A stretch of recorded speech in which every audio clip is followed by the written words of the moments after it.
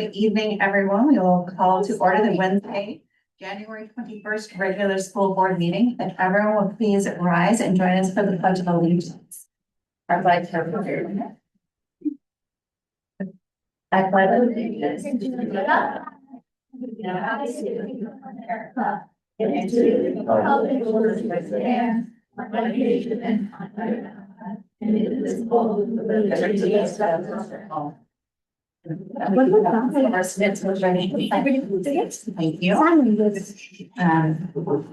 then I would like to read the land acknowledgement. We honor and respect who gather on the ancestral lands of the Stillaguamish people and the Snohomish people and their successors, the Tulalip tribes. This is the land where they have lived since time immemorial. They are still here today where they work, raise their children, and care for their community. They continue to practice their traditions and speak the Lushootseed language just as our ancestors did. May each of our children find their place and contribute to their communities and families. Together, we will make this a better world for our children. Thank you. And next item is the approval of the regular meeting agenda, which is an action item. Make a motion to approve the regular meeting agenda. Second. Any additional comments? All in favor, please say aye. Aye. Opposed, nay. Motion is unanimous. Thank you. I did want to start the meeting by also excusing Director Taylor and our student advisors. I know we might have extracurricular activities this evening. And with that, we'll move into a request to be heard and public comment.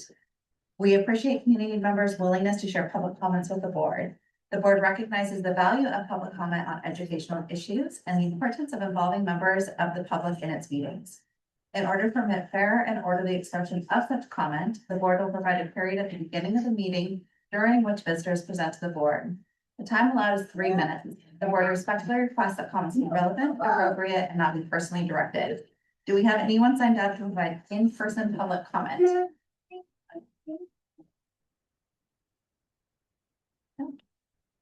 To limit disruption, aid in timely public comment portion of the meeting, we require virtual attendees to pre-register online prior to the board meeting if they wish to make public comment. To complete the online form found on the school board's page of the district website by 3 p.m. on the meeting date to provide virtual public comment. Do we have anyone registered online? No. Great. Thank you. And with that, we are going to hand it over to Sarah and the LHS community. Well, good evening. We understand it is School Board Appreciation Month, and we appreciate you all very so much for what you do for us and how much we care for our community and all of the music and nice weeks. And so let's not know stuff here, so we're not investing. We'll show our beautiful faces instead. We're gonna round out here, guys. You guys gotta look at the backside of us. We're singing to them, sorry. But we'll bring you guys in, make a U here. This here over there. Actually, kind of having but we're just gonna sing something this actually. One of my favorite lines that come a long time for a song, but is everybody knows Mr. Rogers. So what people don't know is that Mr. Rogers, Greg Rogers, actually wrote all the music in his show as well. He was actually a fabulous musician.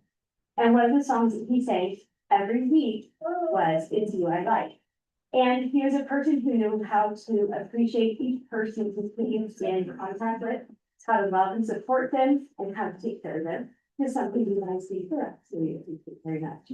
So this is It's You I Like, and we're going to feature one of our seniors, Lucas, on the trumpet, who also sings beautifully as well, but he's going to play the trumpet.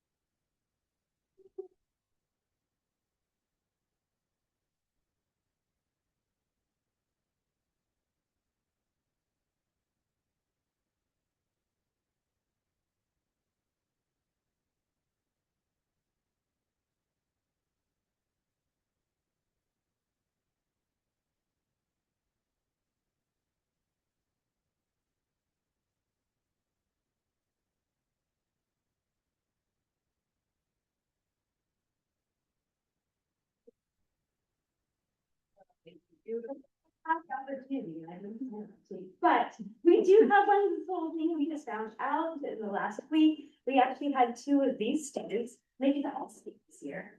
And so Lucas actually on the tuba, not singing and not on the trumpet, he could have done those two, but on the tuba made all state. And Giselle made the choir.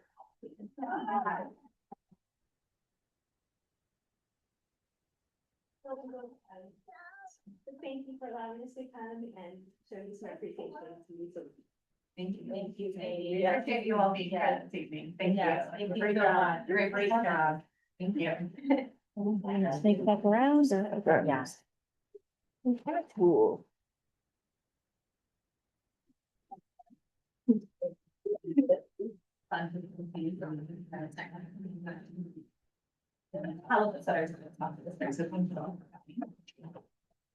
Next item is school board recognition. So I just want to take this opportunity, we have the most amazing board of directors. I think as many people know, volunteering. Volunteering to be on the school director, as a school director, it is just that, it is a tireless act of service. And it's one that each of our directors does not, take on lightly. You give up your time just with such grace and heart and commitment. And you, and the hours and hours of you that really are dedicated to the success of our students, our staff, our families, and our greater community. It is an act of love and service, and it's one that you give so openly and freely, and we are so grateful. The impact that you have on this district each and every day. I don't think you understand the immense outreach and the lives that you are changing, and honestly, the doors you are opening the children who we have the honor to serve today, and those who will serve in the future. So I could not wish to work with a more amazing board. We're so grateful. And if you aren't aware, our board is truly remarkable and has been recognized by the state association for 2 years in a row as one of a small group of boards that's considered a board of distinction. So they exemplify what it means to be a board director as individuals and as a collective group. And so we are truly fortunate here in Lakewood for their leadership and their service. So thank you very much.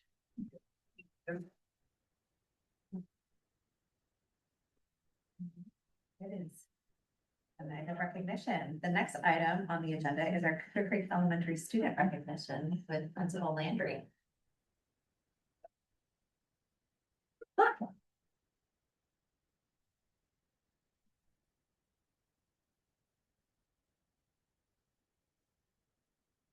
All right.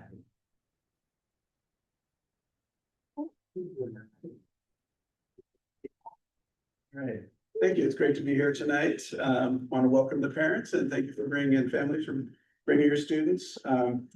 We have 10 students to honor tonight, and each of these students were selected by either teachers, parents, or other staff members for their leadership, and each of them have got specific training in different activities. So I'm going to show 5 different groups. And so I will call 2 students up. What I'd like you to do is come up, stand here. I'll give you your certificates, talk a little bit about you, and then whenever you go over there next to Miss Renee. How does that sound? All right, so let's start off with Isabel and Makai. Come on up. Yes, and I knew Makai is going to be at which game is she at? She's at a cracking game, so good for her. So Isabel is an assembly helper, and what the assembly helpers do is they help to make sure the assembly is running smoothly. And so they are helping hand out certificates for the students that come up. And in a given assembly, that's about 40 to 45 certificates, and Mr. Miller facilitates our assemblies. The other thing is we have our spirit competitions, and those can be very active. So the last spirit competition, they were putting whipped cream all over the trays and then cleaning up. So it's a real important and real valuable part of the school. We have 2 students that are elected each year, so it's a real honor to be up there. So thank you. You may move over there. Thanks, sweetie.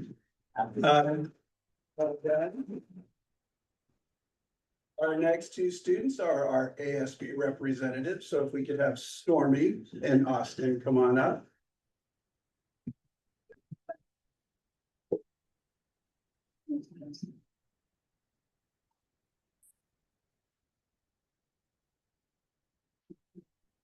And so our ASB is a group of 3rd and 5th grade students that are selected by their teachers. We have 24 students in ASB, and they do activities to enhance the quality of students' experience at the school. That could be kindness cards, that could be kindness grams.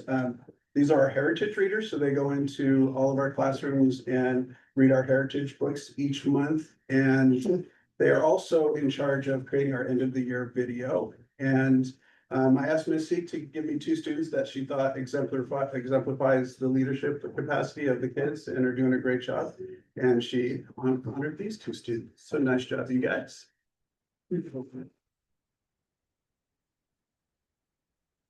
All right, our next 2 students are Quinn and Titus. Come on up.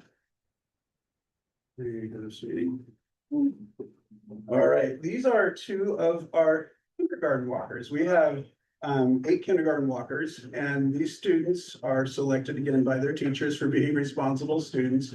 And they're trained in early fall, and they're responsible for taking the kindergarten students at the end of the day to parent pickup. And it's a fabulous thing to watch because there's usually 1 student up front and 1 in the back, and they monitor them the whole way down. They look like 2 mini-me teachers. It's pretty exciting. One of the important things to remember is that timeliness is so important because they need to be there on time and they need to deliver the students on time. If they're 2 minutes off, things can get really, really bad. And so these guys have been very exceptional at their job. And Mr. Titus is also works with sound at our assembly. So when we have our choir assembly, he is working with our Miss Rawson to make sure things are working really well. So nice job, you guys. Thank you. All right, and then we have Adrian and Julian. Come on up.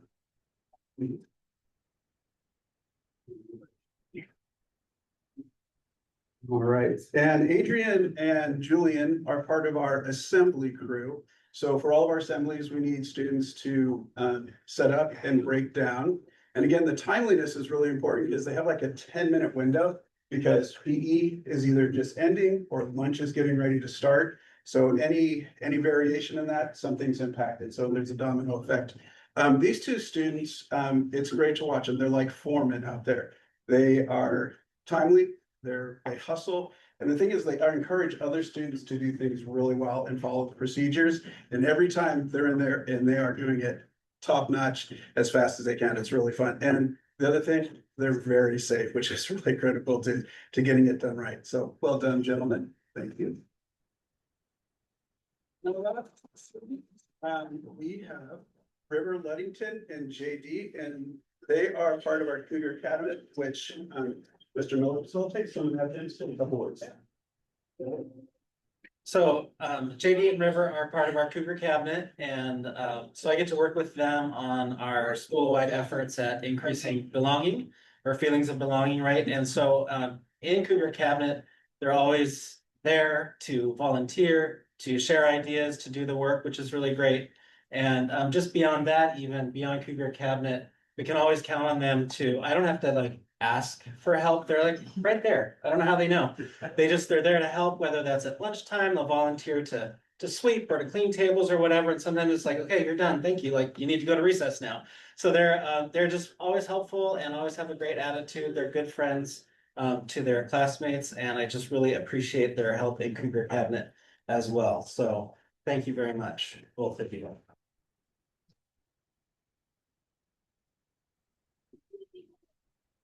Well, we're gonna come up and take a picture with you and shake your hands, but first of all, we just wanna say thank you. Thank you for your exemplary leadership at Cougar Creek. We're so honored to have you here. And just your leadership makes all the difference for your fellow students and the staff you work with and for that whole school community. So thank you for making Cougar Creek just the strongest elementary it can be. We really appreciate it. And thank you to your amazing families for being here tonight, for your support of these outstanding young leaders. So well done, guys. This is congratulations.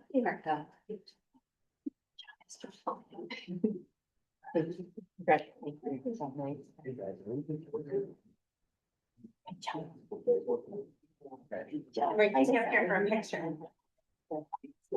Thank you. Great group here. Good turnout too. Yeah. So we might have to have them get a little bit. Do you guys want to maybe get to 2 rows? Maybe we can switch into 2 rows. We're gonna try and squeeze behind you. Did you want us to go over and support it? Like, yeah. Okay. In the front row, you like 4 people in the front. I'm the most likeliest. See, look at you. You're really, you guys are on it. Okay, good. You didn't look beautiful. I didn't have to say today. He looks like a road. Well, if you want to sit, you guys are outstanding. We make it? Are we all in? That is great.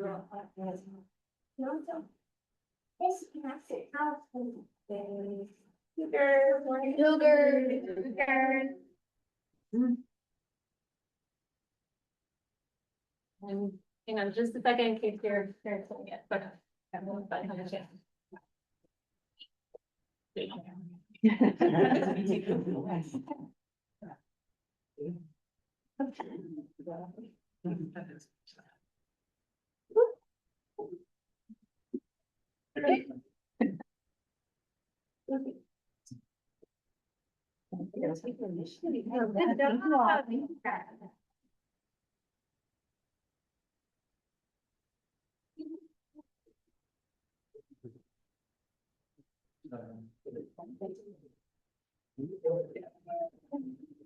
All right, and we are going to continue with our recognition. We do have 2 performers this evening, and the first is going to be Ian Miller, to be presented by Becky Bartlett. Those are Shauna Tate, and McKenna Buffer.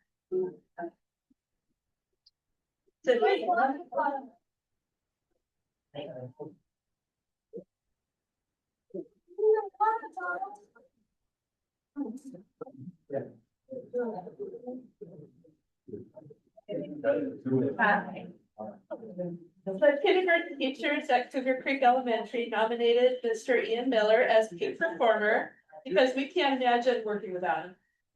He has quickly become indispensable to our learning community. He handles behavior issues with a calmness and kindness that helps de-escalate those in need. He's also known as our jack of all trades, often seen sweeping the lunchroom or even mopping a bathroom. His sense of humor is greatly appreciated by the kindergarten staff. No matter how odd a behavior is that we describe to him, so and so did such and such, Ian responds with a quiet, calm voice of course they did. This even includes last week's first grader in the office with mystery mustard under their clothes. Of course there's mustard. When the kindergartners were asked to describe what's special about Mr. Miller, they said, these are quotes. He is kind to others. He's good at talking to kids because he's so kind. He takes care of us. He helps us solve problems at recess, helps us at lunch, and is really good at opening milk cartons. He reminds people in trouble to be good listeners. He helps people, big and little. Him helps everybody. He helps people learn to be nice to people. Mr. Miller, you are truly appreciated. Well, I genuinely thank you, and it's an honor, and, but I gotta give credit to the folks I work with as well, because it's great to work with them, and they inspire me every day as well, and so, I love being at Cougar Creek, and I can't imagine being anywhere else, so thank you.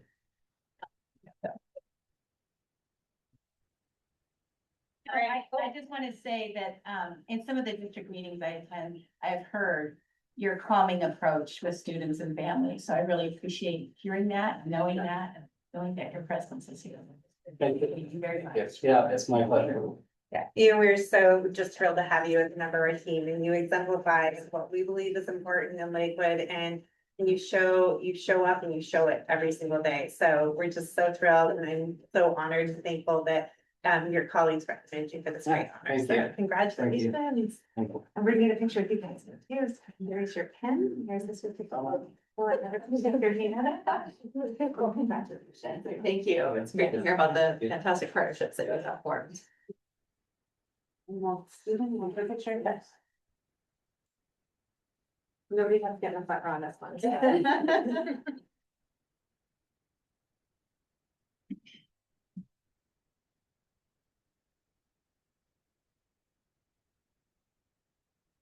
you. This is, yeah, it's unprecedented.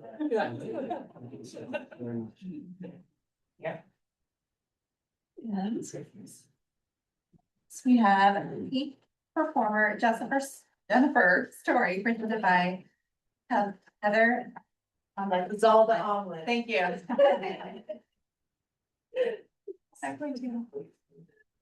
Good evening, guys. As the SSA for our elementary schools, I frequently visit various classrooms, often spending time in them to support students. Over the past 3 years, my experiences in Mrs. Story's classroom have been particularly memorable, showcasing both her exceptional teaching and the focused learning environment she creates. Whenever I feel disconnected from the students, I find it beneficial to spend a day in a classroom, which I would choose her classroom every time if I had the option. Her soothing voice and the inviting, well-organized space foster an environment where every student feels engaged and valued. This particular day's target word was influenced, and Mrs. Story skillfully guided the discussion, encouraging students to share their definition before adding her insights on positive and negative influences. What a great lesson this was. And as the students engaged, I could feel the energy in the room change to wanting to be a good influence. During math, she used a catchy phrase that I had never heard before, more on the floor, go next door, to assist with 3-digit subtraction. Her structured approach minimizes behavioral issues, allowing her to maintain a productive classroom atmosphere. Mrs. Story embodies the qualities of an inspiring teacher, one who leaves a lasting impact on her students and encourages them to stay calm. Then learning new things won't be so scary. She is the type of teacher that undoubtedly students will say in the future, my favorite teacher was Mrs. Story. I feel privileged to collaborate with such an outstanding educator. The Lakewood School District hit the jackpot with you, Jen, an absolute peak performer.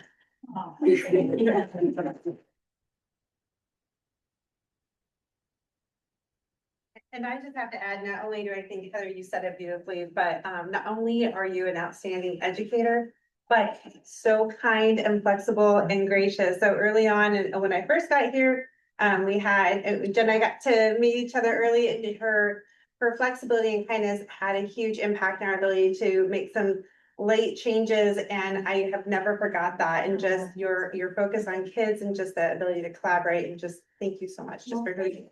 So. Thank you so much. Hey. Thank you, and thank you for all my this round. Thank you.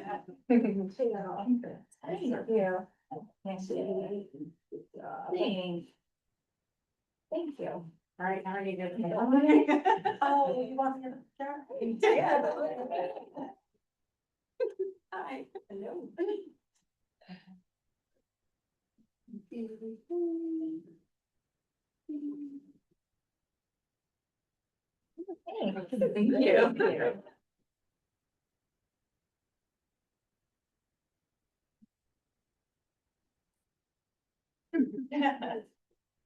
All right, thank you. It's always great to be able to celebrate some of the fantastic students and staff that we have in the district, and we as a board definitely appreciate all the efforts that are put in on a daily basis with our community and students.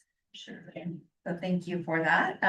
If you did come for the reclamation portion, you are free to leave. We will have some updates later from Cougar Creek as well. You're welcome to stay as well. So we completely appreciate that. We want to do anything as well. With that, we move into consent agenda. The board approves the use of consent agenda for those items that are considered to be routine in nature. Any board member may request to have an item removed from the agenda. With that, this is an action item. Make a motion to approve their consent agenda. Second. Any additional comments? All in favor, please say aye. Aye. Aye. Opposed, nay. Motion unanimously passed. Thank you. Now we will move into the administrative reports. We do not have a student advisor report tonight, so we will go into the finance report with Ms. Peckham. Good evening, everyone. Good evening. I'll try to make it fast. I think for the most part, actually really good news. Just looking at this one thing, kind of now that we have 2 years of hard data, it's actually funny the trends that we're following based on our data and now all that happens. So we'll talk about that in a second. Like that. Remember when we were talking about that 2 years ago? Right. Oh, we're here and now we're here. No. So to start off with, general fund revenue about 4 million, expenditures about 4.4 million for an ending fund balance of about 7.7 million. Capital projects revenue of about 120,000, expenditures about 240,000 for an ending fund balance of about 5.3 million. Debt service revenue of about 12,000, expenditures of 3,260,000. That's our payment, that's our bond payment. Ending fund balance of 580,475. ASB revenue about 25,000, expenditures about 52,000, and ending fund balance of 350. We'll say 358,559. Transportation revenue of about 58,000, expenditures of 215,000. That's the first of the diesel buses coming our way. And then an ending fund balance of 631,000. And so this is part of what I was going to get into is you can see we're kind of following that exact same trend line. And so at this point in time, historically, we've been at about 32-33%. And we're at 32-33%. What does that mean in numbers? Well, the goal target kind of where we wanted to be for the monthly budget and revenue was about 4 million, and we hit about 4 million. So for the monthly difference, we're within $7,000. So that's pretty impressive. And then year-to-date difference, we're at about $360,000 above expected revenue, which is good at this point in time. Usually at this point, though, with January, if there are any adjustments for revenues associated with apportionment for students, that starts its plane, and we usually see a little bit of an increase because we start off a little bit higher, and then as the school year goes on, the annual average FTE goes down, which we'll get into a little bit later, and that money kind of slowly goes down. So. And so historic budget to actual expenditures, you notice it still kind of follows a weird trend line. We started off at the same point high. We didn't go down as much, but then we went down and we come up a little bit. The main reason for that is we did have the technology, the computer purchase in this school year versus last school year. However, even with that, we're still at about 34% to 100% of the budget, which is on pace with where we've been the last 2 years. And so what does that mean from a dollar standpoint?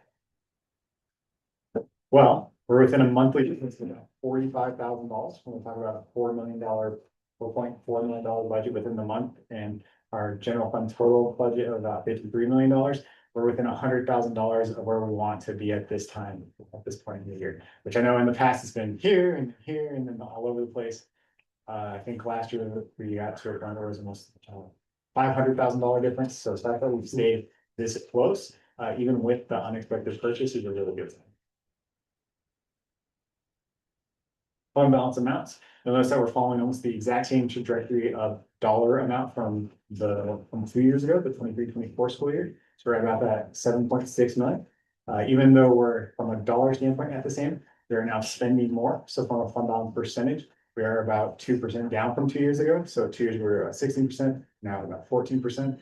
That's on par from last year. And again, we did start the year higher off in fund balance than we anticipated. So that's good news from that standpoint. However, we are down from the prior year, which is the intended goal, as we continue to spend down our fund balance to get to the 7 to 10%, which is set by the board. And then moving from those numbers to student numbers, our annual average FTE. One thing I want to point out is you'll notice in the ALE section there is some numbers in red. So after conversations at the district level, we made some adjustments based on our understanding of ALE. And you'll see that there is a slight uptick for those 3 months, as well as in the month of January prior to the former reports that I provided to you. In addition to that, we still are seeing a decline at the secondary level, which is anticipated. So you'll see we started off flat, now we're starting to go down. And we're keeping a close look because this is for January semester ends Friday. So we'll see what that looks like for that second semester of the school year, and typically see another drop for the students. For all the conversations we've already had as to the continued.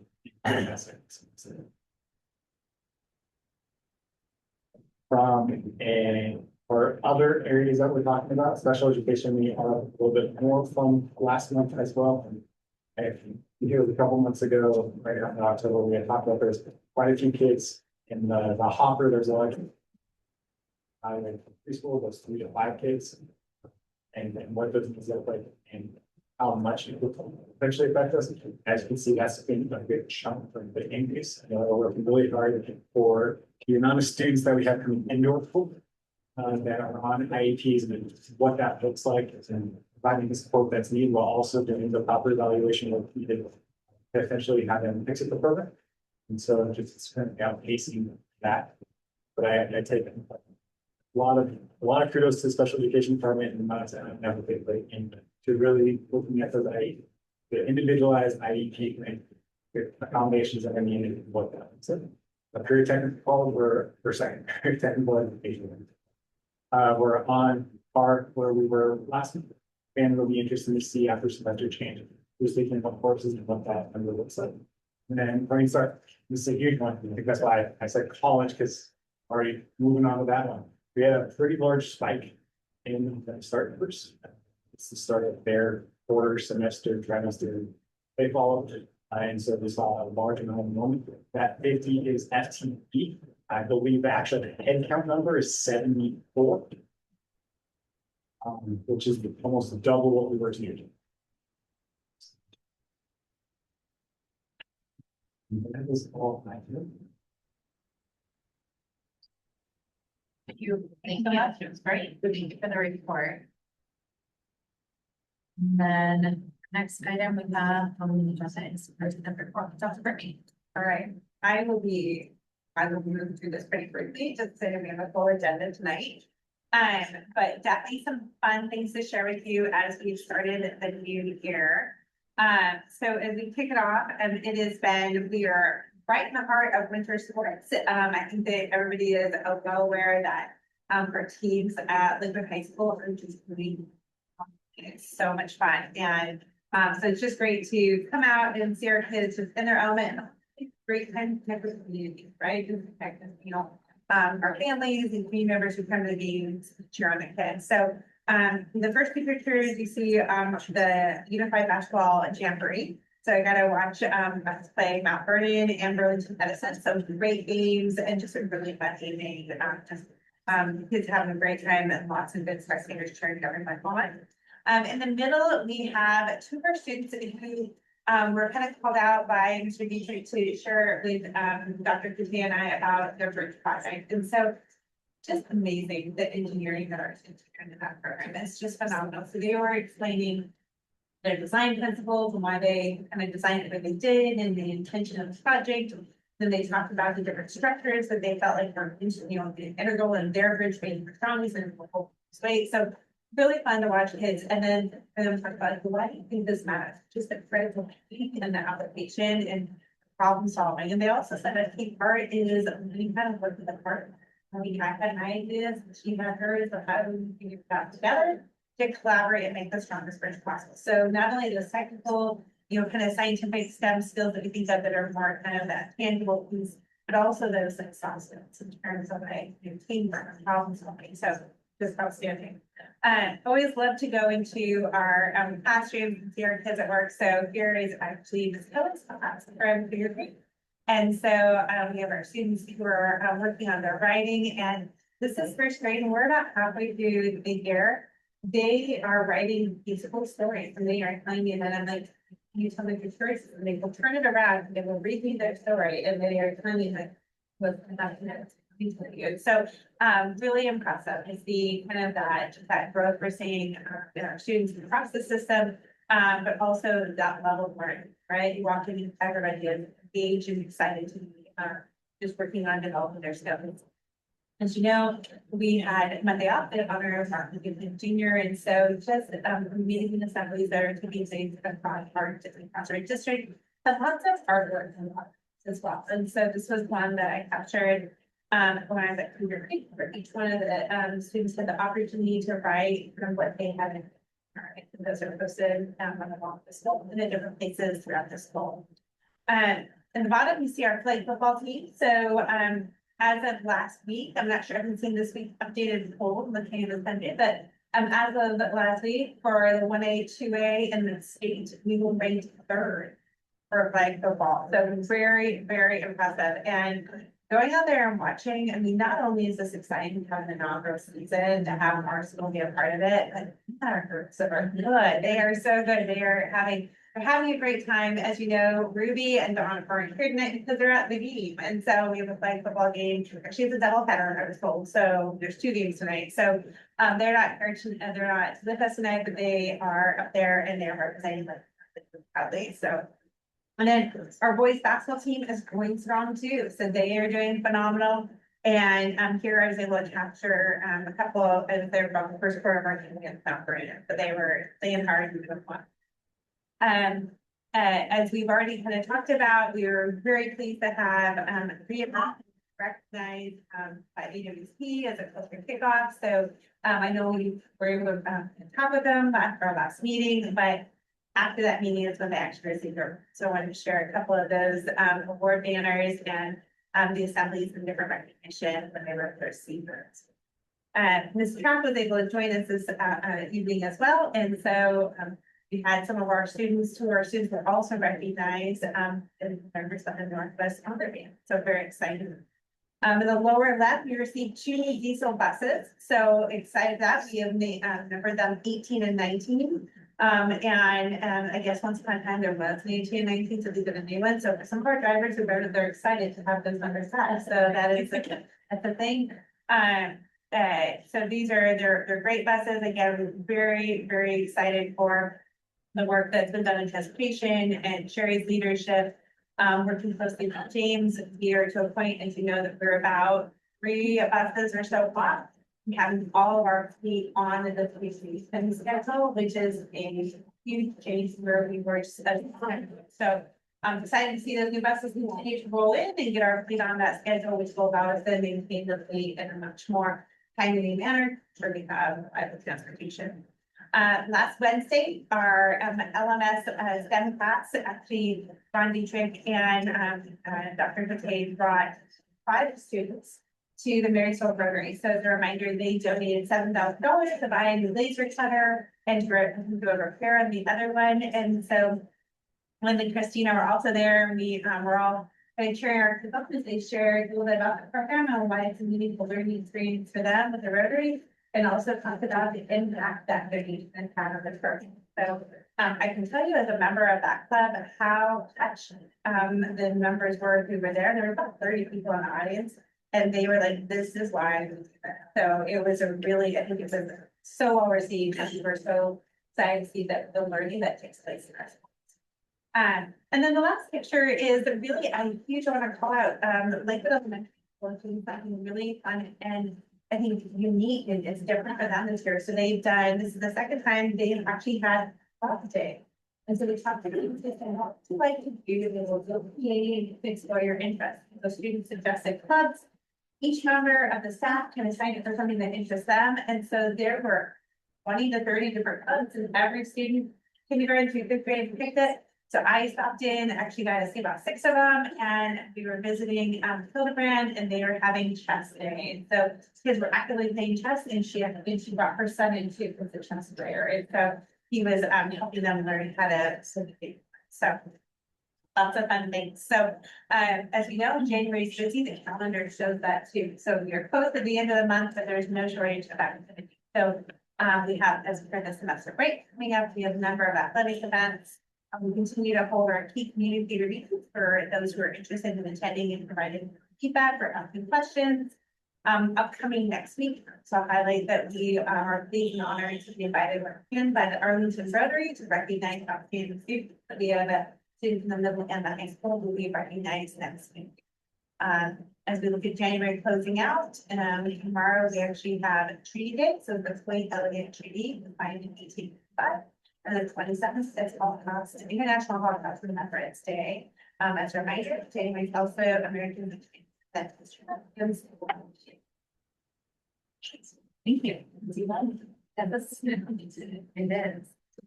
Thank you for that report. Next, we'll move into new business, starting with Lakewood High School gift acceptance. I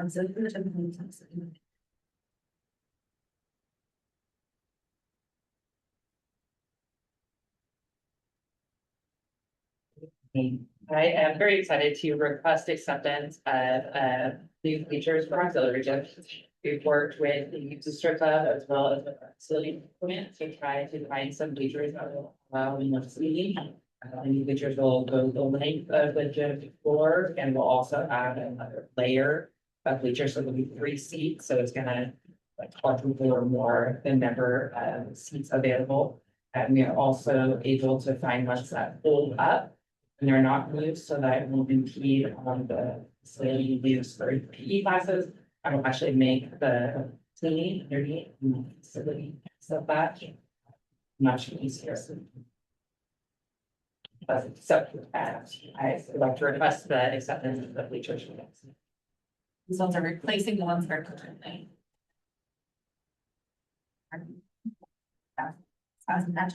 I make a motion to approve the gift acceptance of bleachers for the auxiliary gym donated by.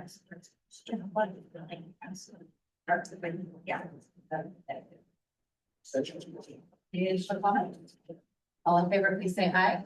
Aye. Opposed, nay. Motion stand. Passed. Thank you. And so next we've got. Next is the next school, new ASB to new club. Yes, I would like to, we have a group of students who are very excited to bring the debate to Lakewood High School. And Mr. Corbin, who is a CTE teacher, but also has an English teaching background, is excited to lead the charge. So they would like to be recognized as an official ASB club. Almost an action item. Gonna make a motion to approve the new, like the high school ASB, debate. Second. Any additional comments? I think it's a great thing. I just love the fact that There's I'd such, love to just come and watch. Yeah, they're very good. all in favor, please say aye. Aye. Aye. Opposed, nay. Next, we have Lakewood High School new flag football sport. so again, we need just we're requesting the official recognition of the sport and with it, the ASB fund account for our new flag. So it's also an action item. Make a motion to approve the Lake High School, new flag football sports as presented. 16 seconds. Okay. Any additional comments? All in favor, please say aye. Aye. Aye. Opposed, nay. Motion unanimously passes. Thank you. Next. We have Lakewood High School flag football overnight request. Yes, so generally the state tournament overnights go the summer before, but obviously we did not have our sport established at that point, so we did not do prior approval. As Dr. Murphy said, our team is doing very, very well. Tonight will likely determine our placement in the district tournament, and we have a very good chance coming out of that district tournament and going into that state tournament. So we would like to request permission, should they qualify, for our team to be permitted to have the overnight trip for the state tournament. Also an action item. Motion to approve the Lakewood High School flag football overnight. Second. Any additional comment? All in favor, please say aye. Aye. Opposed, nay. Just no. Thank you. I know. That one was nice to sign of this. Sign of the state, especially in that time of year. And then actually she done before the spring sports start, because of no collapse. Yes. All right. Okay, next item, we've got Cougar Creek Elementary School. Hello, yeah, I have, 3 people helping me, present the board agenda tonight. I have. Thank you. Jan Davis, she is not only a bullying leader, but a district leader. The MTSS. I have Audrey Morgan, she's been with us for 3 years. And a leader in the comprehensive skills program, which has had a lot of growth over the last 3 years. Ian Miller, he's going to talk about elementary, and then I will clean up with achievement data and funding, and also our student behavior support team. So we'll lead off with Jan. Oh, I'm so sorry. Can lead off with Audrey.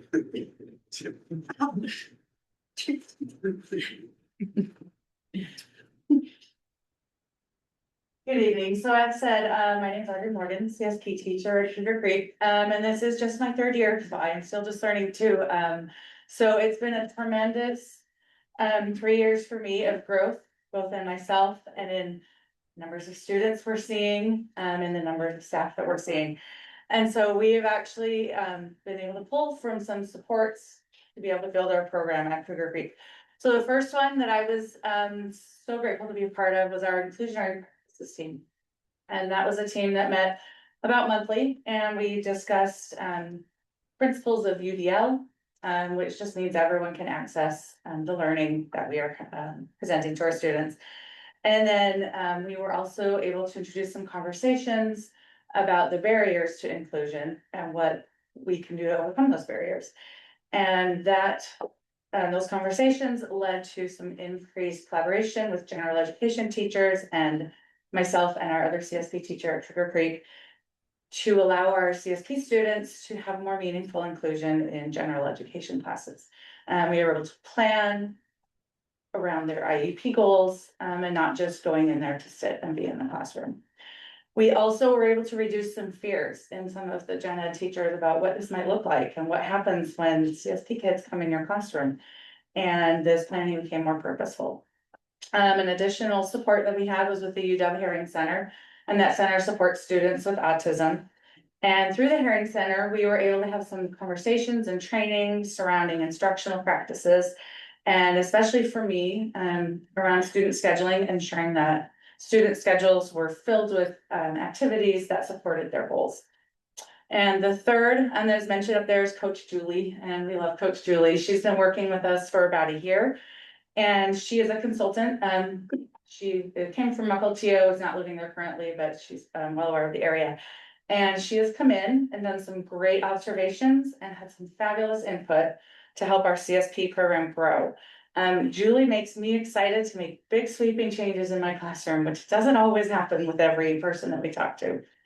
She has helped us to add some sensory time throughout our school day that allows our students to regulate their nervous systems and to allow them to learn better.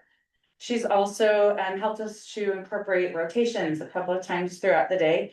And these include small group settings, one-on-one with teacher, and also some independent work time. And I have seen amazing growth in my students in their ability to navigate those rotations, to get where they need to be, to sit, to work independently. And I've also seen growth in our staff and our ability to manage that. A third area that she has really helped us with was some enhanced structures just throughout the whole school day. We're talking about what recess looks like. We're talking about how we can support kids walking down the hall and all these different little things that really can help structure our school day and support our CSP students. So I've again seen tremendous growth, changes in my students that I never thought could handle moving from table to table are really rocking it, and it's amazing. And I'm seeing that as we're raising those expectations for them, that they're rising to meet those expectations. Thank you. Yeah, thank you.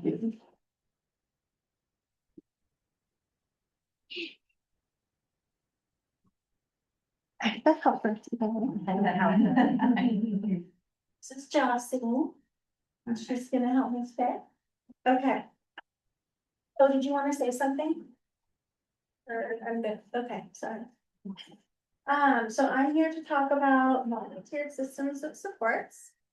And what that looks like at Cougar Creek. So of course, our goal is to meet the needs of all students and close gaps for our students and also challenge some of our learners that need to be challenged. So we worked really hard with tier 1 training. So that's training and providing intervention curriculum and structures for classroom teachers. And using data to guide instructional decisions. So we purchased some UFly Foundation to help work on reading foundations and helping close some of those gaps for our 3rd and 5th grade students who have some of those holes. We've got interventions built into our schedule for reading and math. Each teacher has an assessment binder with lots of assessments that they can use to guide their instruction, make sure that they're teaching what their students need and not just something. And not that they ever did, but you know, our students are using STAR CDM, or our teachers, are using the STAR CDMs to monitor progress on kind of a more, like instead of a specific skill, a more visual view, you know. Overall, sure. It's not coming to me, I will. Okay, and then they're doing a one-on-one, we've helped teachers fit in one-on-one conferences with students, reading with students, doing math with students. Our teachers want to see their students grow. They want what's best for kids. Audrey is just the perfect example. And it's exciting to see. So we've got data sheets to help track all of this because it's a lot to track. And then teams are meeting to discuss what's going well, what we can improve. So those are kind of our training and outcomes. We jumped ahead to outcomes. And then, so our next steps are to continue the reading supports that we have in place and implement tier one strategies for math. So we're, dabbling, we've been doing math interventions in class and different strategies, but kind of working and making them really intentional. So our goal, of course, is to help our students gain confidence and help them grow and utilize the math curriculum and structures that we currently have in place.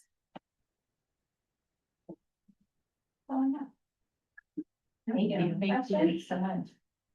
Bill gets to talk about the fun stuff for the.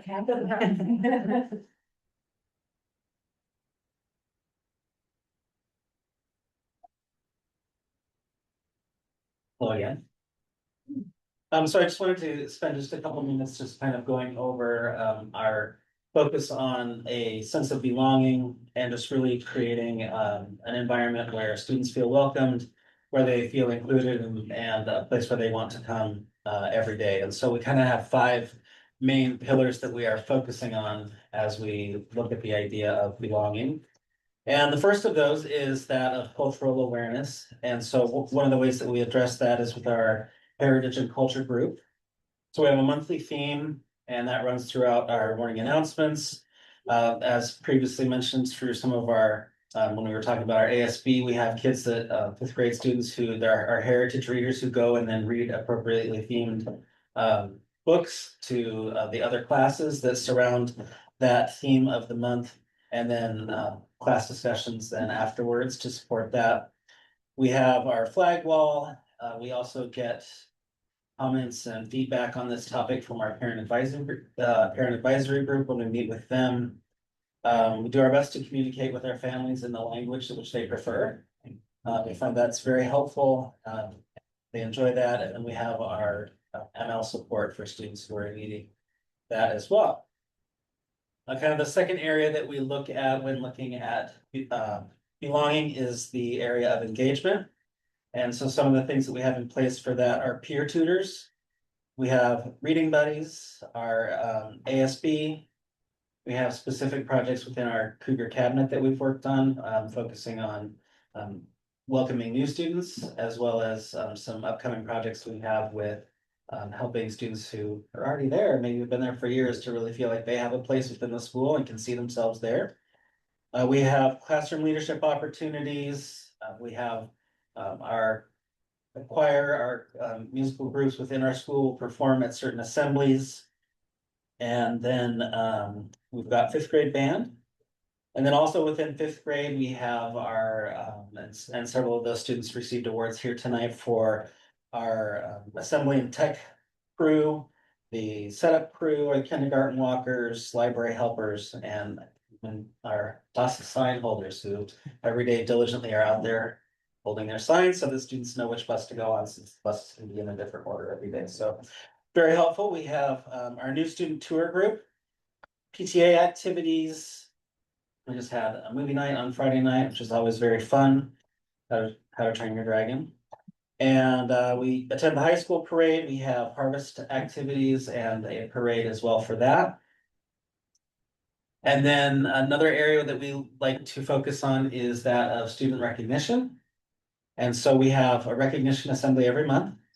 And by the end of the year, we've handed out over 400 awards for individual students, 30 class awards. And then we have some awards for different grade bands, depending on what that can be. And that's can be from keeping a classroom clean, or it can be behavior in the lunchroom, all those kinds of things. And then we also have our spirit competitions at those assemblies as well. And those are highly anticipated by our students, and our families that join us as well are very fun. And we do some wild and wacky, kooky stuff. And it's a great way to build that community and students cheering each other on and celebrating. So that's very fun. And we have our Cougar Pride Wall, our end of the year awards, which is kind of a culminating award assembly at the end of the year, and then individual classroom awards as well. For our 4th area that we look at is emotional and physical safety, so we take pride in having well-managed classrooms and teachers who really are experienced and wise in knowing how to do that and are adept with those skills. They've got a lot of tools in their toolbox for doing that. A comprehensive counseling program. We have our positive behavior interventions and supports team, which meets every week to discuss students who may be struggling with behavior, that kind of a thing. So we analyze data and identify those students and any supports that they may need. We have class meetings, peer mediation. There's my position as dean, right, is there to support that physical safety and emotional safety at times, depending on what the situation is. Really appreciate having our camera system and we love our new fencing. It's really nice.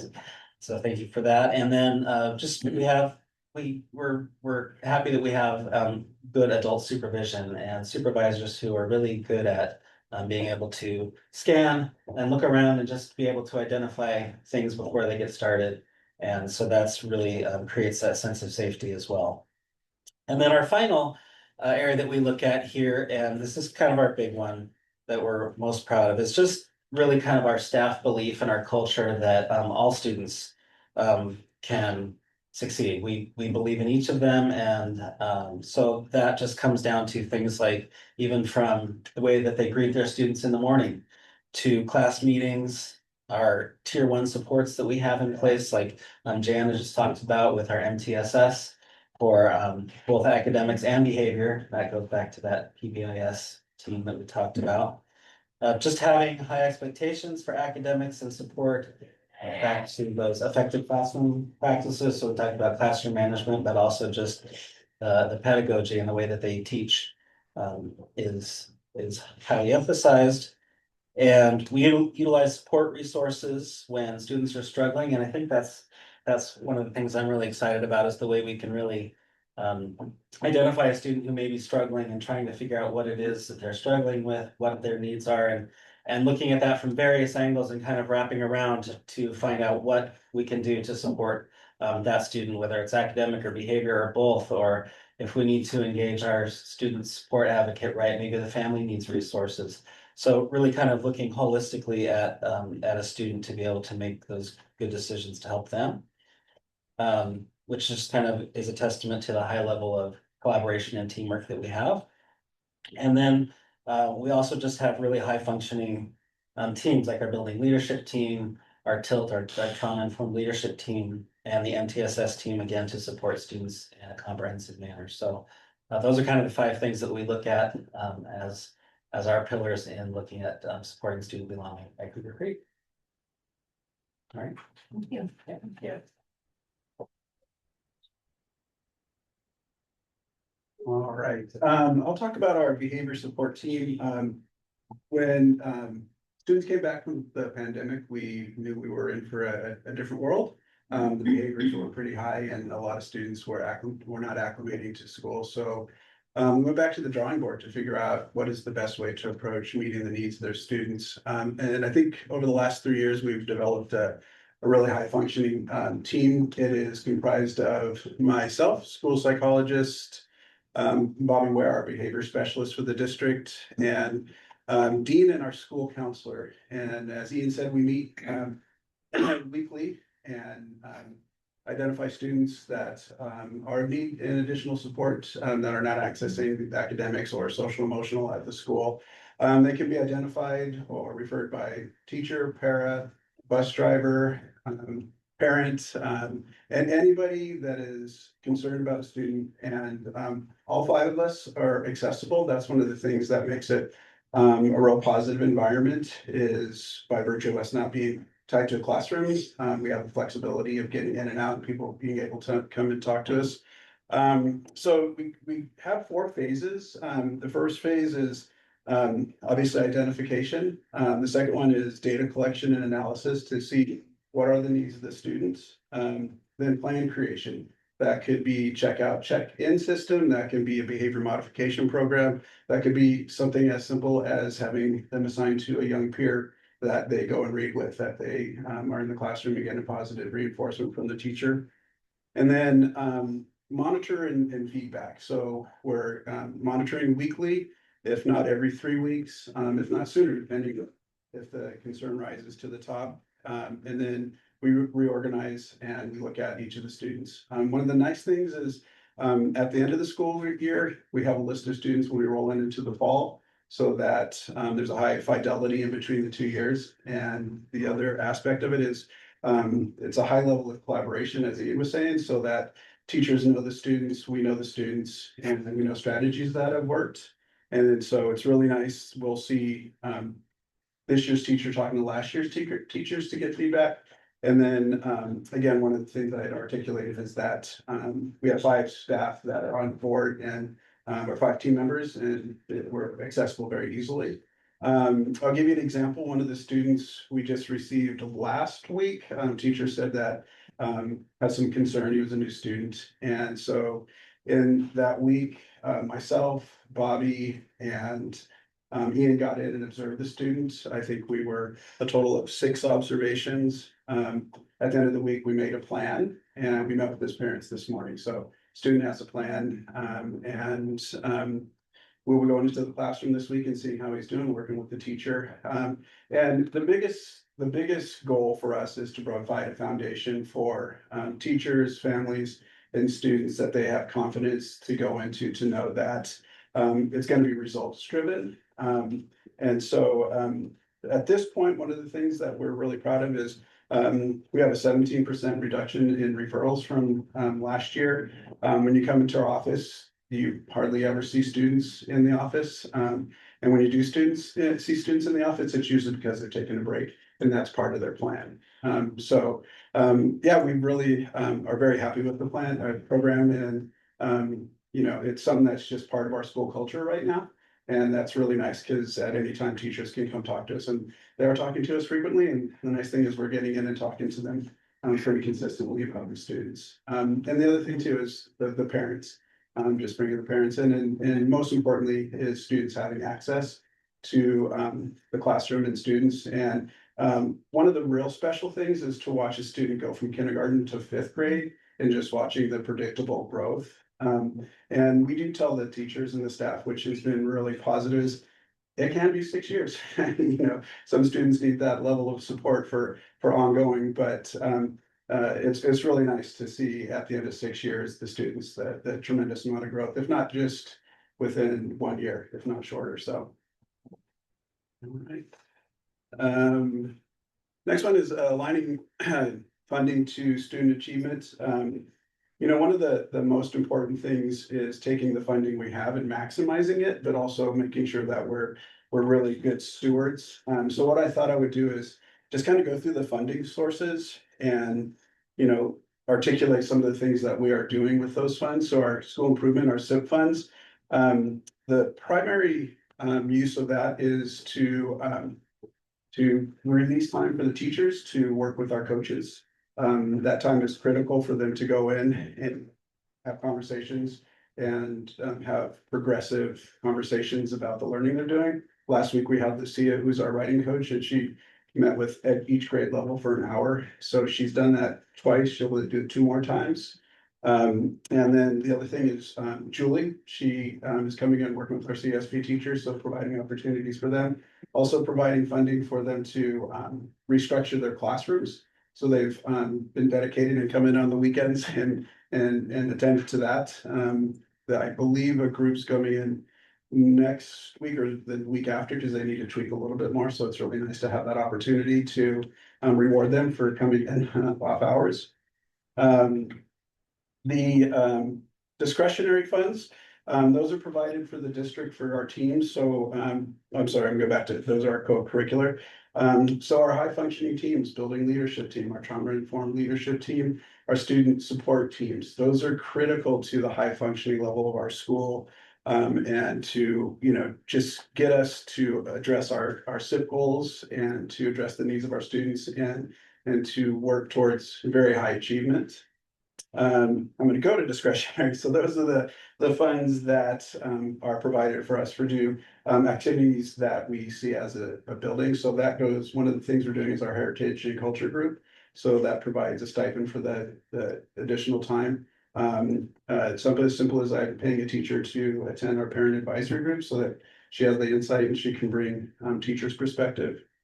The PLC, the professional learning time, this is our early release, so critical and so valuable for the teachers to be able to use that, what is it, 140 minutes to look at their practice. And a lot of our time this year has been taking the time from the coach and then moving it into learning, taking what the learning they get from the coach to apply it so that they can enhance their curriculum and their instructional strategies. And it's similar to what Jayana said, we're going to be moving into math tier 1 interventions, and so we'll utilize that time as well. So without that time, we wouldn't have the opportunity for our teachers to collaborate at a higher, deeper level. And then building budget, just operating a building, really important to have everything you need. And one of the things that I think is really important is, I think we all know if we don't have an effective budget that's well balanced, that teachers will go out and buy it on their own. And I don't want to have teachers go out and buy it on their own. And so the district does a really good job for funding us. And so we're not seeing that, which is really positive because I have seen that in other environments. And then additional technology, buying computers, and then often we'll do supplemental curriculum for some of our interventions. And then we do have grants, and Brian has provided grants for Lucia, and then Lisanne has for Julie. And so those are tremendous in helping us progress to higher implementations of writing, and as Audrey articulated, just really improving the quality of the experience for our CSP students and also the staff. PTA, they do a fundraiser, and our teachers are able to do PTA grants, so they apply for grants up to $350. So that really enhances some of the programming that they're doing. And then we have our ASB fundraiser each year, and that is 100% dedicated to field trips. So it's really nice. K5, everybody's going off campus, which is real positive. Alrighty. And then the data trend. So I have STAR reading is from fall 25 to 26, and then math 24 to 25. The first thing you'll notice is positive growth. The other thing is, except for our K is above grade level or at or above grade level, which is really important. One of the positive things this indicates is that our systems are in place that are working, and we are achieving positive growth. This is, I believe, Brian, you can tell me, I think this is year 3 of positive. This is only a 2-year or 1-year snapshot. And it really is a testament to the work Brian has been helping with our MTSS and our tier 1 approach. One of the things that we are seeing is when we do have referrals for the student support team, in the past, they were probably not as detailed. Right now, they are very intentional. They're very detailed, they're very database. And what that is articulating is that our teachers are utilizing effective tier 1 interventions. And the thing that's positive about that is it reduces the referrals to special ed and to our title. But in conjunction with that, we have a very high functioning title program and resource room. And so a lot of real positive supports, but it's very targeted. And that's what's really a positive, is that all of our resources, time, energy is aligned to very specific needs. And with that, then you end up with positive results. Again, our goal is for students to be above grade level at the end of the year. And so I really feel with the projection that we're doing, we're going to move in that direction. Can I ask a clarifying question? Absolutely. Just to make sure I'm reading this correct. So like right now, if you look at the first grade reading right now, we're at 1.4. Is that about where you'd anticipate them to be halfway through the year? Is our goal to be close to that 2 at the end of the year? Okay. Yeah. So they're ready to come into second grade at 2 is the ideal goal. Yeah. Okay. And what we're finding, and Becky, you can attest to this, is that students are coming with better readiness, the closer we get away from the pandemic, and we're pretty clear of it, but we have seen that bubble, which is really nice, and so that impacts the positive results in the scores as well.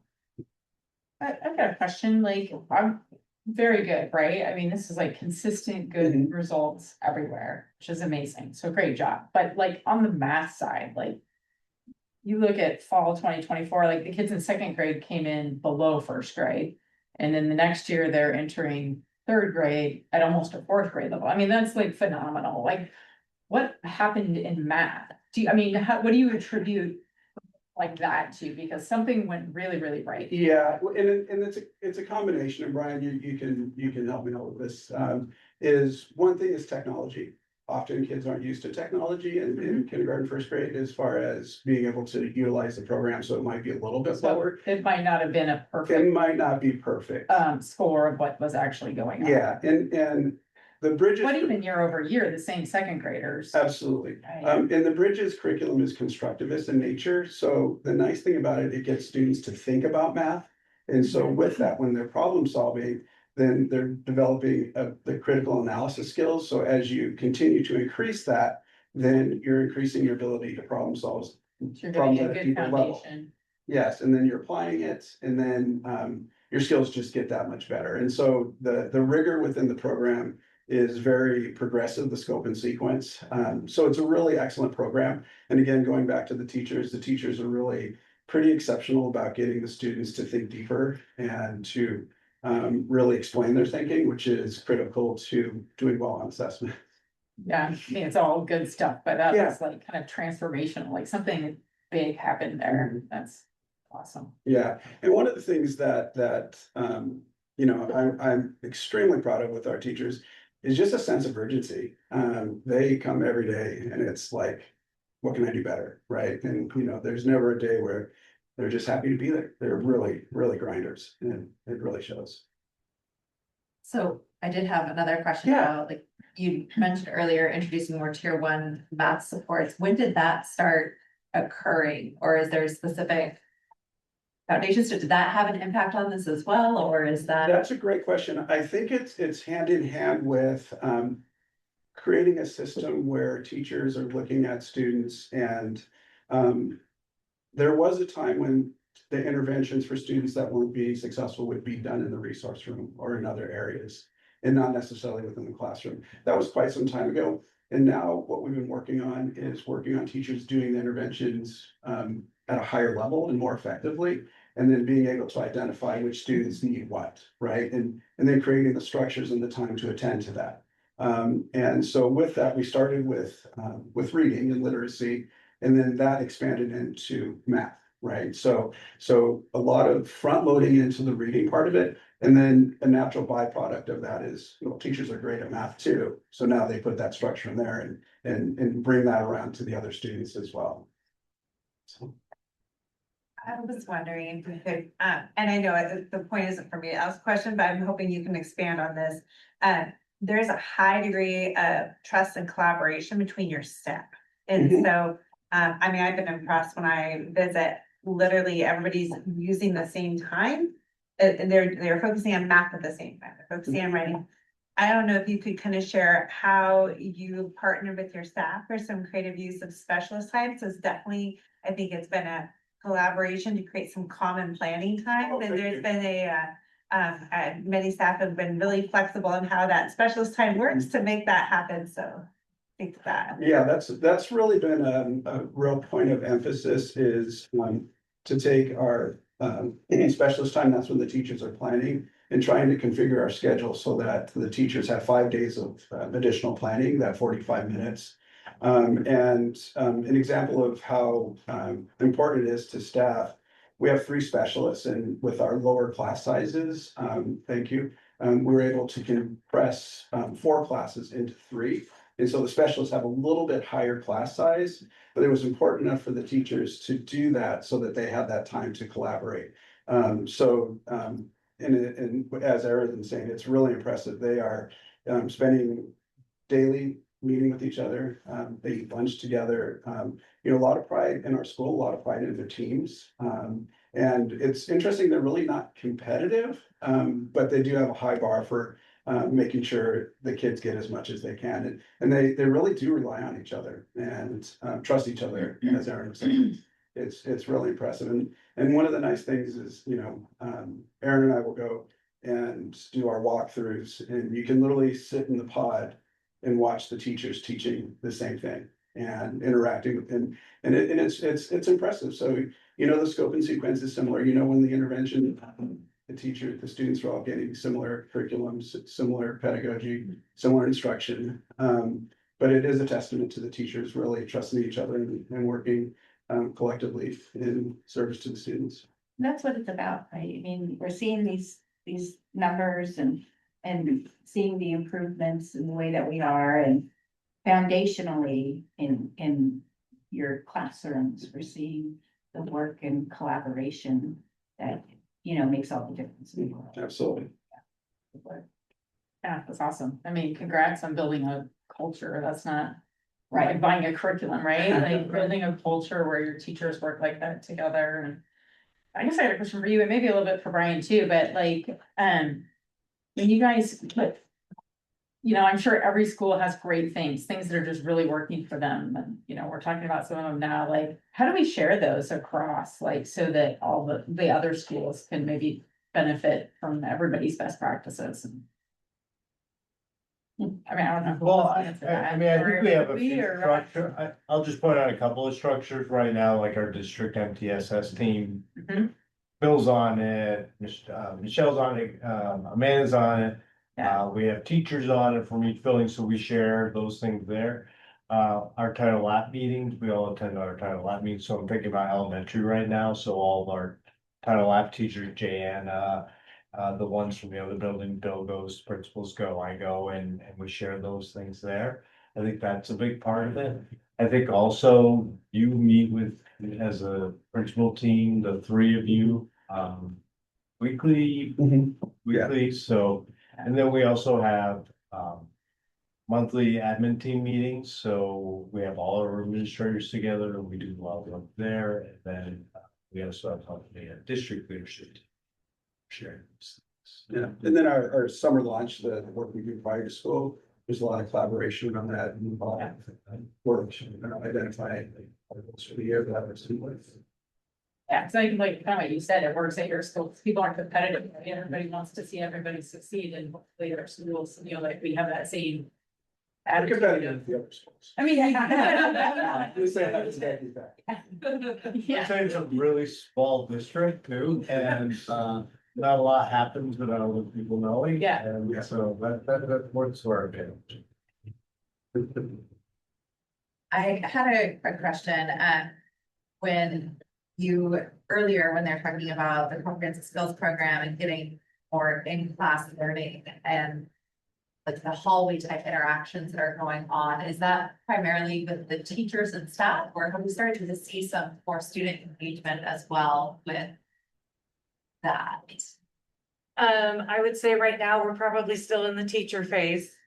But I have students in my room right now who are leading the class and doing a really great job, and I also feel the support from other students in the school as our class is coming through, and that really is meaningful. We see it and our kids see it and appreciate it. And That last year, I had some of Audrey's kids in my room. And when we saw them in the hallway, my class like, there's our guy, that kind of thing. And new names, new preferences for things that they liked, and that bond was genuine. That's great. That's great to hear for that inclusion aspect of it and being able to get out and interact and see different students. I think that's fantastic for all students. And there's some Gen Ed students that go in centers, and then they're integrated with each other, assessing, should be response. And then I believe there's some integration with looking forward to integrate some recess into the PDF. Oh, yeah, some of our students do attend specialists with other classes as well. Yep. I've been really impressed with PBIS folks and what you all do. we hear from it regularly and more from Lynn and work that she's doing with the schools and teaching and learning, Brian. And, you know, it speaks to the individual student too, where, when they're identified and as they move on, blend into the next meetings or their next months, or their next year, how kids follow. I mean, we have a history, how improvements and what works and what isn't working. That's just the age. So I'm really impressed by that. Yeah, thank you. It's, you know, with that team, one of our biggest goals is, I think, you know, it's just been part of the culture is taking the student, not where we want them to be, but where they're at and getting them to where we think they should be and their potential, right? And I think that's really helped to own staff that, you know, saying very inclusive of that, you know, we're gonna take you where you're at over today. Have you be here, lost, which is it's really awesome. Really good one.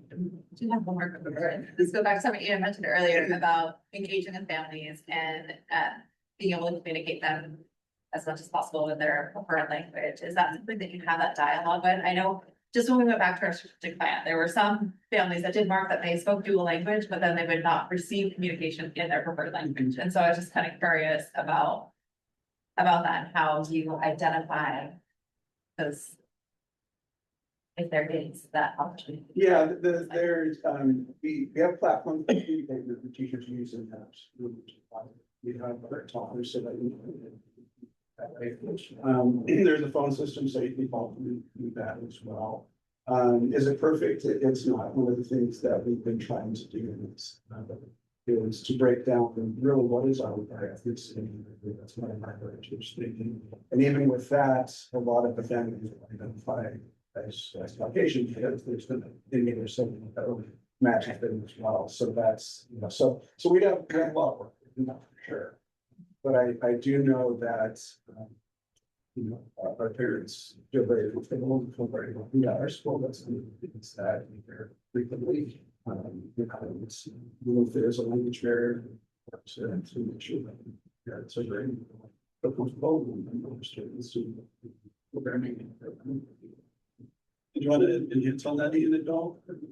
No, I think that covers it. Okay. Thank you. Are there any other questions? No presentation? Thanks. All right, thank you. Good work. Correct. And next we've got mid-year special education department update.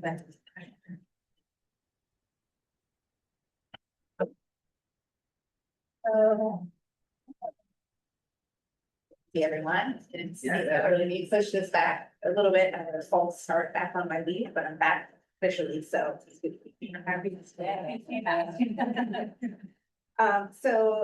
Tonight the purpose is just to give kind of an overview update of some of the things we've been focusing on as a department and a little bit about what we had planned for the start of the year, what we're seeing mid-year, and then what we're going to adjust for the second half of the year. And so when I started the last 2 years, as we have been planning our back to school with teachers, I have been able to luckily be able to carve out some time for me to have with the special education department just to do some training and prepping and different things. So we have not had that opportunity before, so it's been nice to do that. And so we started the year really talking about the principles of a comprehensive inclusive education. And just the fact that this is the core of what we do. And that the IEP is it's not just the program or the curriculum, it's all of it. And that, I say this all the time, that every student is a general education student first. So I think that's something I've been saying since I started. And so this is the core of what we're trying to do is meaningful inclusion, and I'll talk a little bit more about that. So it is, and it was also a part of our all staff training that we had by September before I went on leave. So just a big part of what we are trying to do is to increase the outcomes that we. So just kind of as Director Peckham would say, high level overview of So currently, and the numbers fluctuate, we have about 509 students who are served on IEPs K through transition. And that's 18% of our enrollment, and we have been up and down, and I'll go into a little bit more details on that. And then we have 135 students district-wide who have 5 enrollments. So this is where we get into, so new IEP, new enrollments, we have had 68 students with IEPs enrolled into local school districts since the start of the school year. So we've had quite the growth just in students moving in and falling late with their home. And I will say that a few of the students come with us with pretty significant needs that we are then responsible for providing for them, so access through inclusion. And then district-wide, we've had 35 initial evaluations. So that's when the student's been referred and the referral team determined, yes, we want to move forward with an evaluation to see if they require special education services.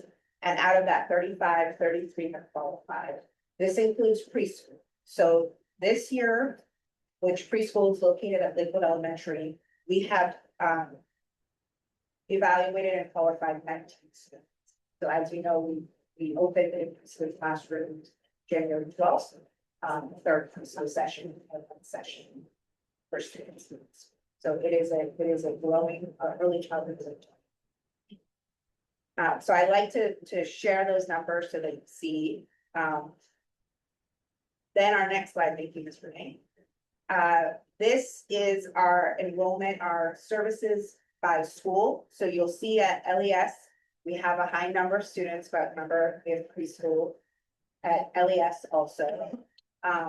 Then we have 5 students on 504 plans at LES. At ECE, we now have a CSP classroom there along with our Achieve program. So we have about 68 students there who have IEPs, and then 12 students with 504 plans. Then at Cougar Creek, we have 2 CSP classrooms. So we have 89 students, they're not all in CSP, but 89 students receiving services, and then 19 with 504 plans. And then at the middle school, 105, and then at the high school, 118. So at the middle school, we also have a CSP program, we have a Achieve program, and then at the high school, we have a CSP program, also have a transition. So we are a growing population.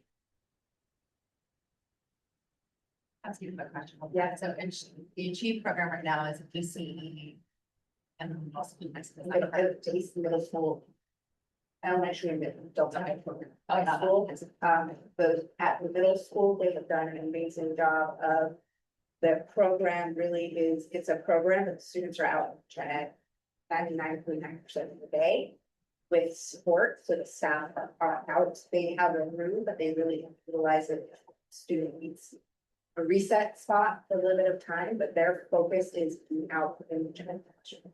So we don't have an official program at the high school, but we have a teacher who on their caseload are their students who need supports. So we have that staff with us, but we don't want to have people back at them, right? It's progress, right? I make one comment, like, I just think it's really fascinating, and I appreciate you pulling the data this way. I did not realize that we have more students served in special education at Lakewood Elementary than we do at our high school. So I think when we think about just the effectiveness of kind of the different sides of the spot, that's an interesting and important data point. I look at since I've been here, I do projections every year for the following year. And so it is allowing me to look back to make determinations if we see a growth in enrollment. And I will tell you, LES is one of our buildings that grows a lot for students coming in with IEPs. I think more than any of the other schools. So, staffing changes there. Looking at that for next year, but it is a growing, and with actually, Kristen and I were in a meeting the other day. She noted that her highest population of students are students. Yeah. I'm trying to do this swiftly, but not too swiftly, so tell me to slow down. So I wanted to point out, least restrictive environment, so that's something that we look at, statewide and something that I look at, obviously, and I just want to talk a little bit about it, so. It's done by numbers, so LRE one is students who are in the gen ed 80% or more of their school day. LRE two, they're in the gen ed 40 to 79% of their school day, and LRE three, they're in the gen ed less than 40% of the school day. So you can see that I took data from November of 2021 and November is when we do our big count, so that's where the data is coming from. So you can see that our LRE one remains stable. Our LRE two is declining, which is good, because we want two and three to decline. Our LRE three has increased, and part of that is preschool. I do have plans for an inclusionary preschool, but space is an issue for us right now. It's if we build it, they will come. I've done it in the past, and they will come. So working with Dr. Murphy and Director Peckham to figure out how to make that work. Sure. So that's a plan.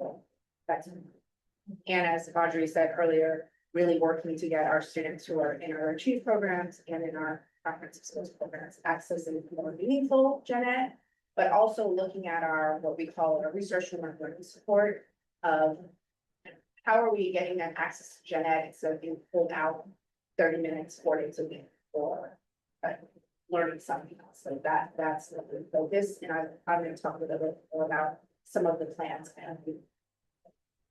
And then the other LRE codes are our students who are in our non-public agencies. So we have students at Discovery, RLC, which is right down here. We've had a couple of students come back to us at the high school level, so some are back full-time, students back half-time, and will probably be back full-time next year.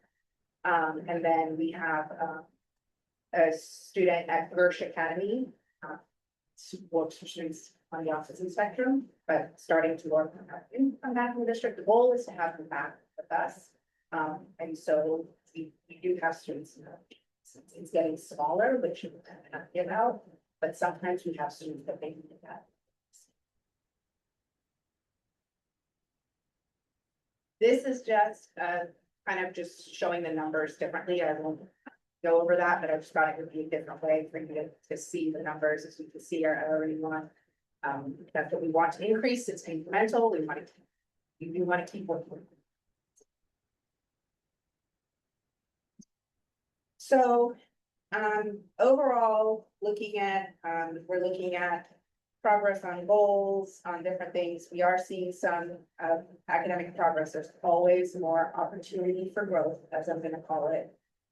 We are seeing some growth for students behaviorally, and functionally, and then we are seeing more movement towards engagement and independence, and that's around paraeducator support. So we do have students who have one-to-one support, as we call it, on IEPs based on teams when they reach out to discuss that. We look at health and safety. So we have some students who, because of their medical needs, they need that level of support. And then we also have students who, because of their significant behavioral needs for their safety and the safety of others, they need support. But working with the teams that the human being is not the intervention, although it's what are we doing, because our goal is to fake that. So I'm currently working with our special education advisory team on working through teams on how to do FAPE plans as a part of the IEP process. So, and how are we making determinations that a student does need that support? Because sometimes we need to do some other things. Now, I will say, we've had a few students move in and who come with one-to-one support on their IEPs, and we have to be happy for that, so that. Okay. So SBA, and I know that Brian shared some of this before, but I'm just gonna kind of touch it. We are seeing, I took 23, 24, and 24, 25, and just did a side by side. So we're seeing some small but meaningful growth in level 4, which is where, say, the students are in level 4. Which is the higher performance category. Math continues to be our area of greatest need. We're seeing an increase in the percentage of students at level 1 from 23 to 24 school year, 24 to 25. And the way it is, the levels 3 to 4, they're still relatively stable. We're not seeing the upward movement that we want. So that's an area that we need to work on. And that goes back to the access, meaningful access to that gen ed. Because special ed teachers, while they're amazing, I've taught for years, and they're not content area experts. So how do we bridge that gap is the big thing.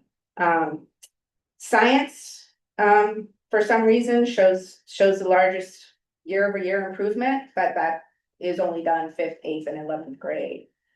So we see pockets of growth, especially in language arts, but clearly there's more that we need to do to have our students scores with that.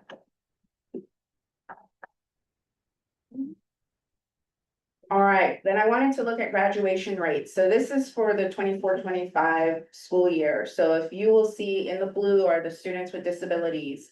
And so about 47.2% are graduating compared to 84.5% of students without disabilities graduating.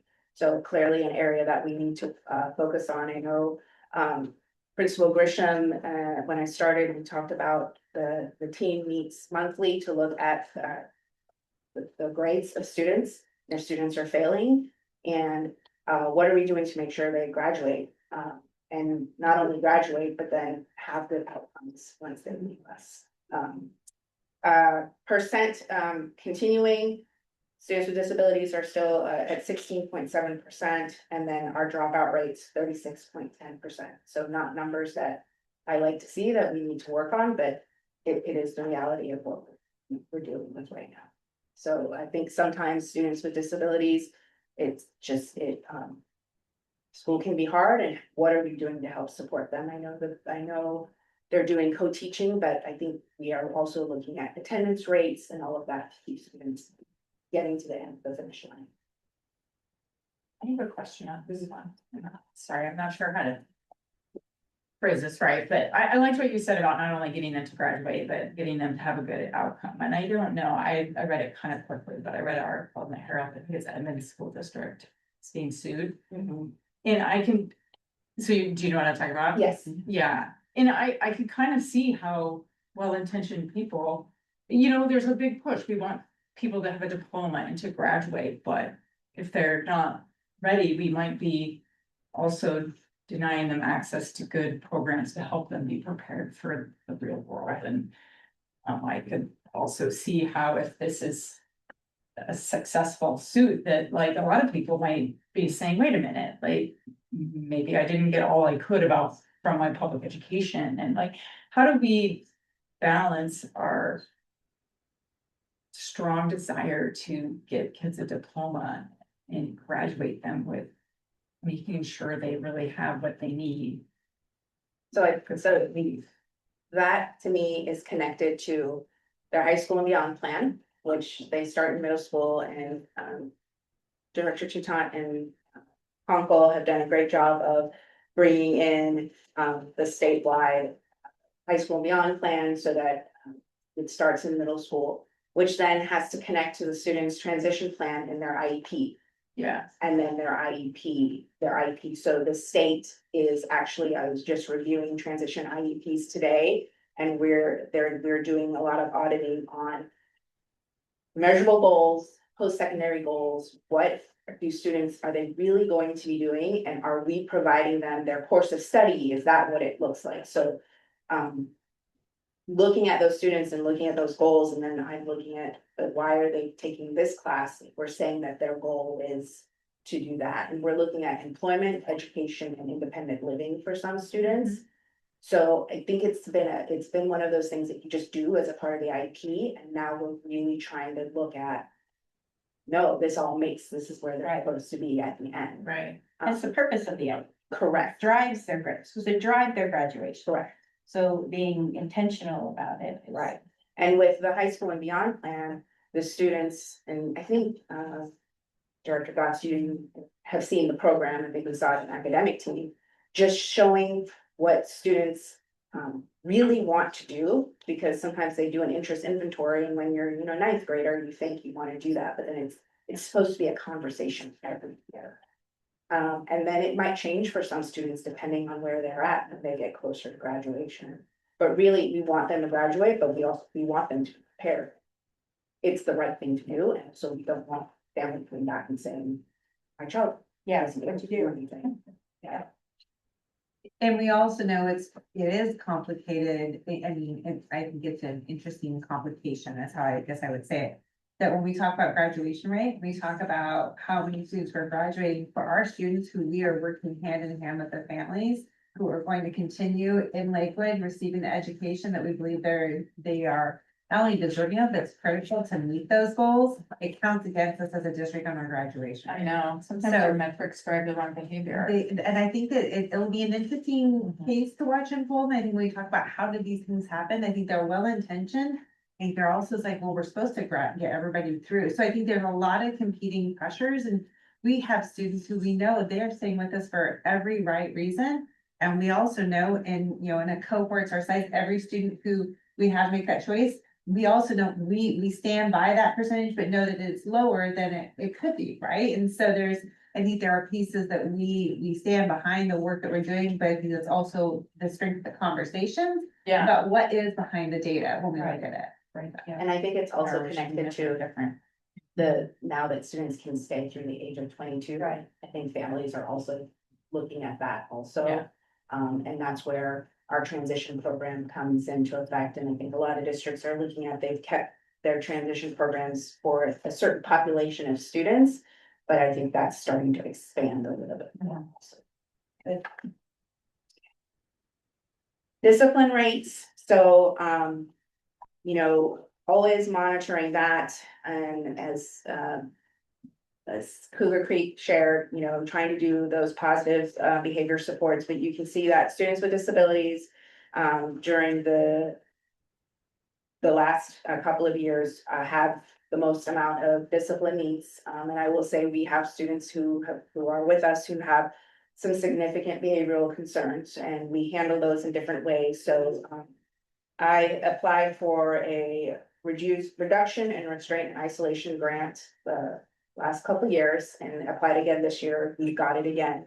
And the focus is on reducing restraint and isolation. And so I've been utilizing the funds to support our CSP program. And that's how we are getting Coach Julie she actually lives in Minnesota, and she flies down to come and support us. So because we want all of our students to be successful. I'm also utilizing the funds to support our elementary achieve program in particular, because it's a program that we to support because they have the students with the highest level of behavioral needs.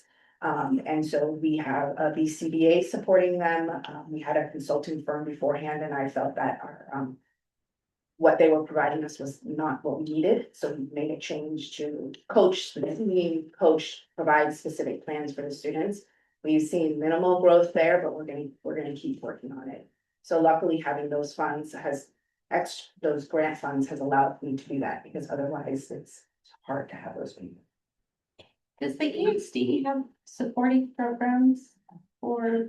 They do, but their staffing is also less, so you don't always get it right away. And sometimes the need that you have is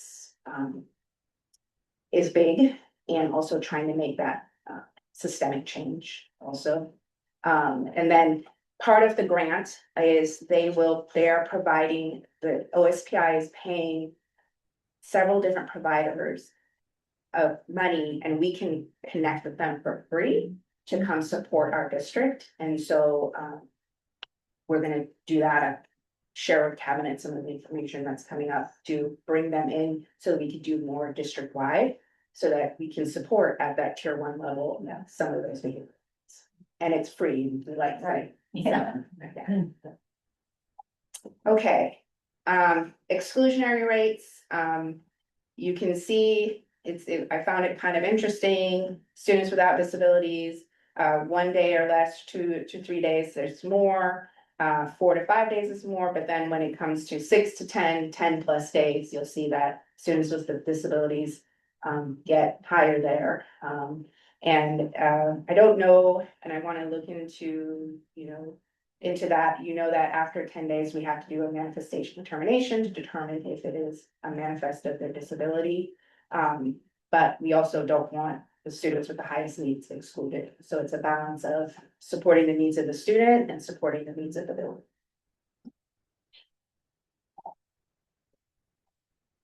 And then just, as I said earlier, preschool is growing, the little ones are coming in.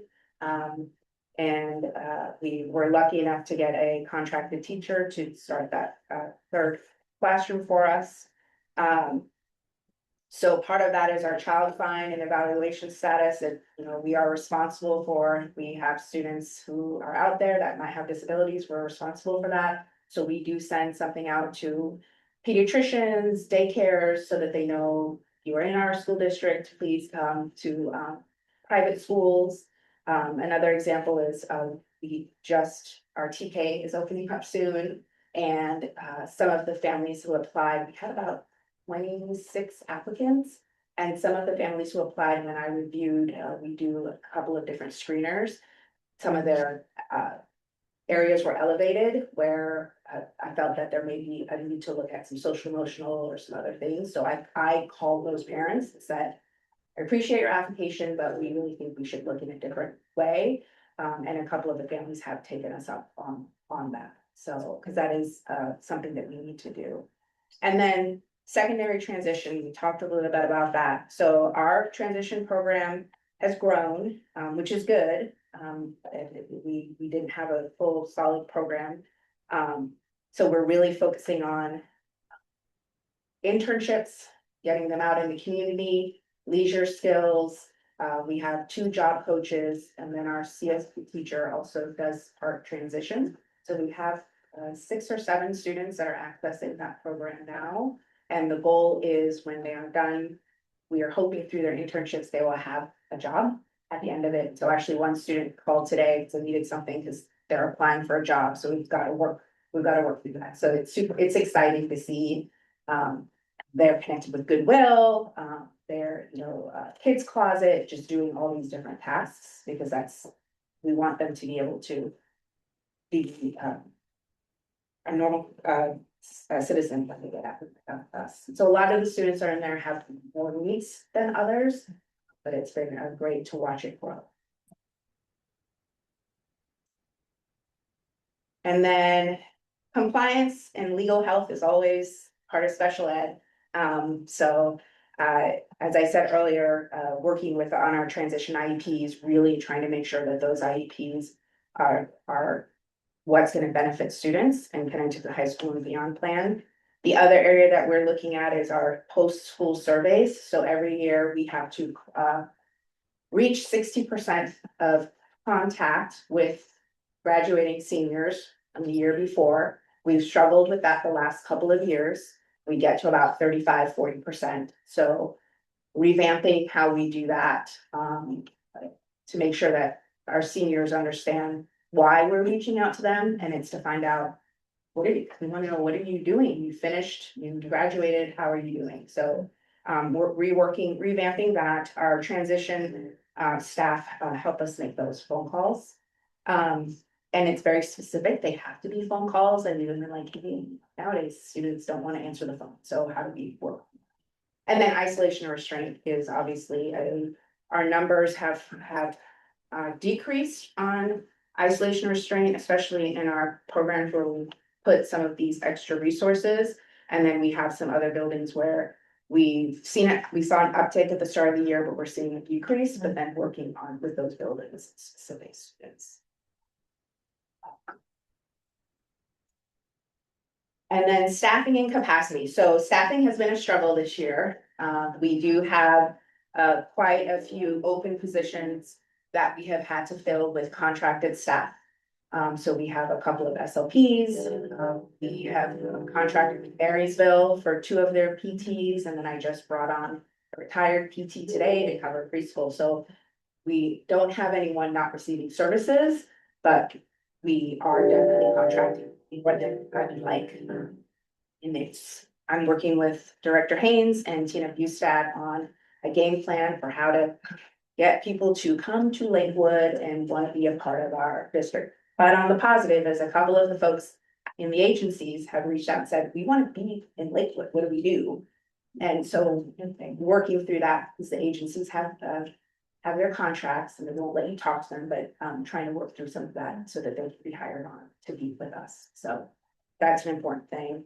Contracted services, like I said, we contract with teachers visually impaired. There are just some services that, because of the small number of students, hiring someone for that, and it's such a specialty that we work with Listen and Talk. We contract with ESD for the teacher of the visually impaired. We have our BCBAs are contracted. They've been a huge support. We have some certified behavior technicians that work with some of our toughest kids. Those are also contracted. And just recently at Cougar Creek and Lakewood Middle School, they had para openings that were open since before I went out. And so we've put people in those positions. So. And then, caseload, as with our growing enrollment, is something that I look at every month.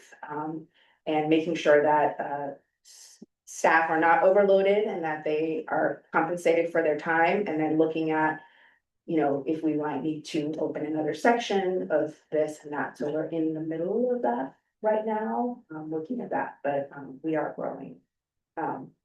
So that increases staffing and. Okay, we're getting close, I promise. Family communication, so I send some communication out to families on a recent basis. I have on my master to-do list is I'd like to have a parent, especially parent PTA. I'm trying to figure out how to navigate that. We are going to be doing parent surveys after IEP meetings and evaluation meetings to gather information from families about how was that process? Did you feel a part of that process? OSBI is actually going to be doing a survey next spring that we will be a part of. And then just trying to get resources out to families. Preschool team does things, our transition program, we've done things as a department district-wide, just making sure families know they have support out there outside of the school. And then you heard about this, we've partnered with UW, Patterns, which is for BCBA. We've partnership with BVR, Goodwill, just a lot of different places just to support the needs of kids to do transition. And then this is just, and I'm not going to go through the whole thing, but just a couple of, I did a student A and a student B. So student who had an IEP for reading and written comprehension, spending some more time in the gen ed with some inclusive supports, and we're seeing the increase in their reading comprehension scores, making progress on their goals. And so, trying to find these, use my good friend Lynn Conkle's pockets of excellence and spreading those, because we are seeing growth with some kids, so making that happen. And then our second student is, we have a student who we ended up having to put a certified behavior technician on, and have seen tremendous growth in behavior, and the levels of behavior that we were seeing, we are not seeing more now. Every day isn't perfect because that's just how it is. And then starting to look at decreasing that amount of support. So that's where we're at. And the student's now able to access more time in the gen ed setting because of that.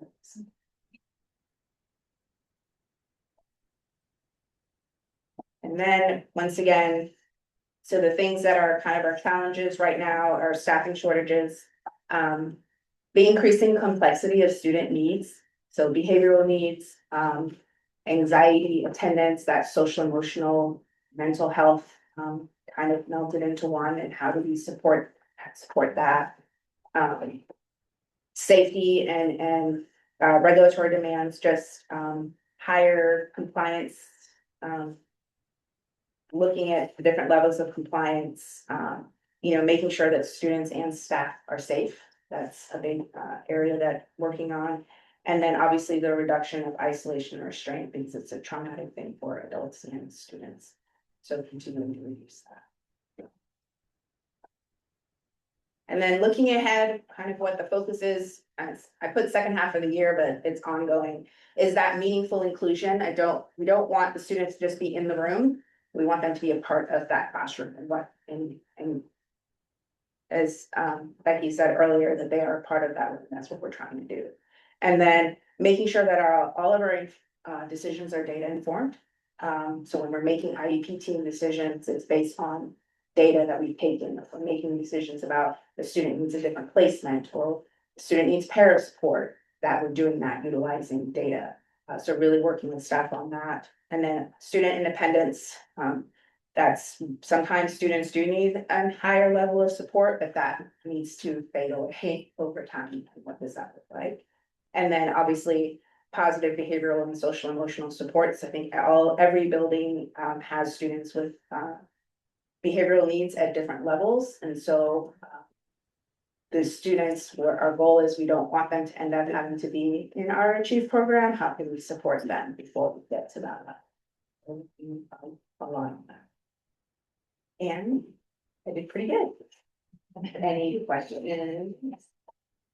I just have I know there's a lot of significant changes coming up in the next year or two, and just going through all of this and hearing what you do, the foundation of where we're moving, and how things are going, meaningful inclusion, the data that you've been able to show us it's just so important to hear it and see it, and then knowing what we have coming ahead, or knowing what we have coming ahead. It's just good work, and I appreciate what you're sharing with us. I know it's a collaboration of others and teaching and learning, but I think your work here has been phenomenal. So I appreciate it. Yeah, I was just gonna make a comment. I think the presentation was fantastic to see the progress and the areas in which you're continuing to put focus and where those areas of opportunity for growth continue to be. In the past few years, you've been able to work on this program. There's been tremendous growth, and the way that you've been able to spread that through the district and with different staff as well. And I just wanted to thank you for what you've been able to do and how you've brought our programs along. Seeing the more students are able to go into that least restrictive environment, and just the way that everyone approaches different programs, it's definitely changed. You can see that in the mindset. You heard it earlier in Cougar Creek's discussions as well. I just wanted to thank you for what you've done and continuing to evaluate the program and look for opportunities and ways to continue to improve. I was just sitting here thinking the same thing, like, what would we do if we still didn't have this? It's hard to even imagine. And I appreciate the building's willingness to work with me, because it takes a lot of people. So for sure. Teachers and principals and everything. So Thank you. okay, all right, thank you. I know I was fast, but Thank you. It was great. Yes. Yeah. All right, so next we're going to move into our policy review, starting with revised procedure 2020 course design, function and adoption and instructional areas. This is Frank Johnson. This is a change in procedure.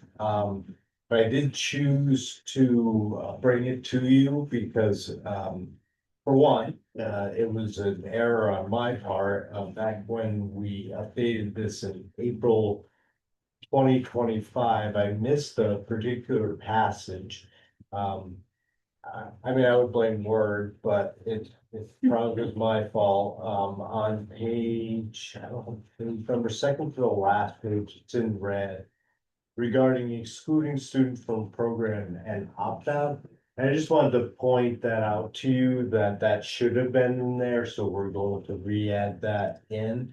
And that is new at that time of adding the procedure. And it is in relation to ensuring that, parents can ask for, an opportunity to opt out of certain lessons.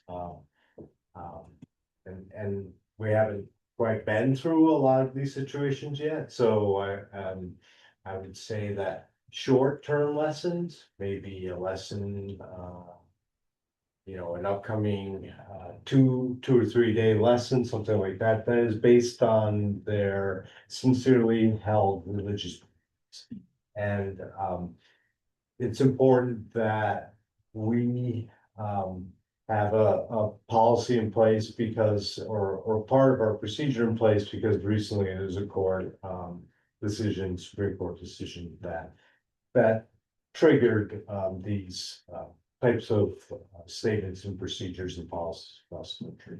So, developing a form for buildings to use if there is a situation like that a parent can fill out. And we'll determine those on a case by case basis.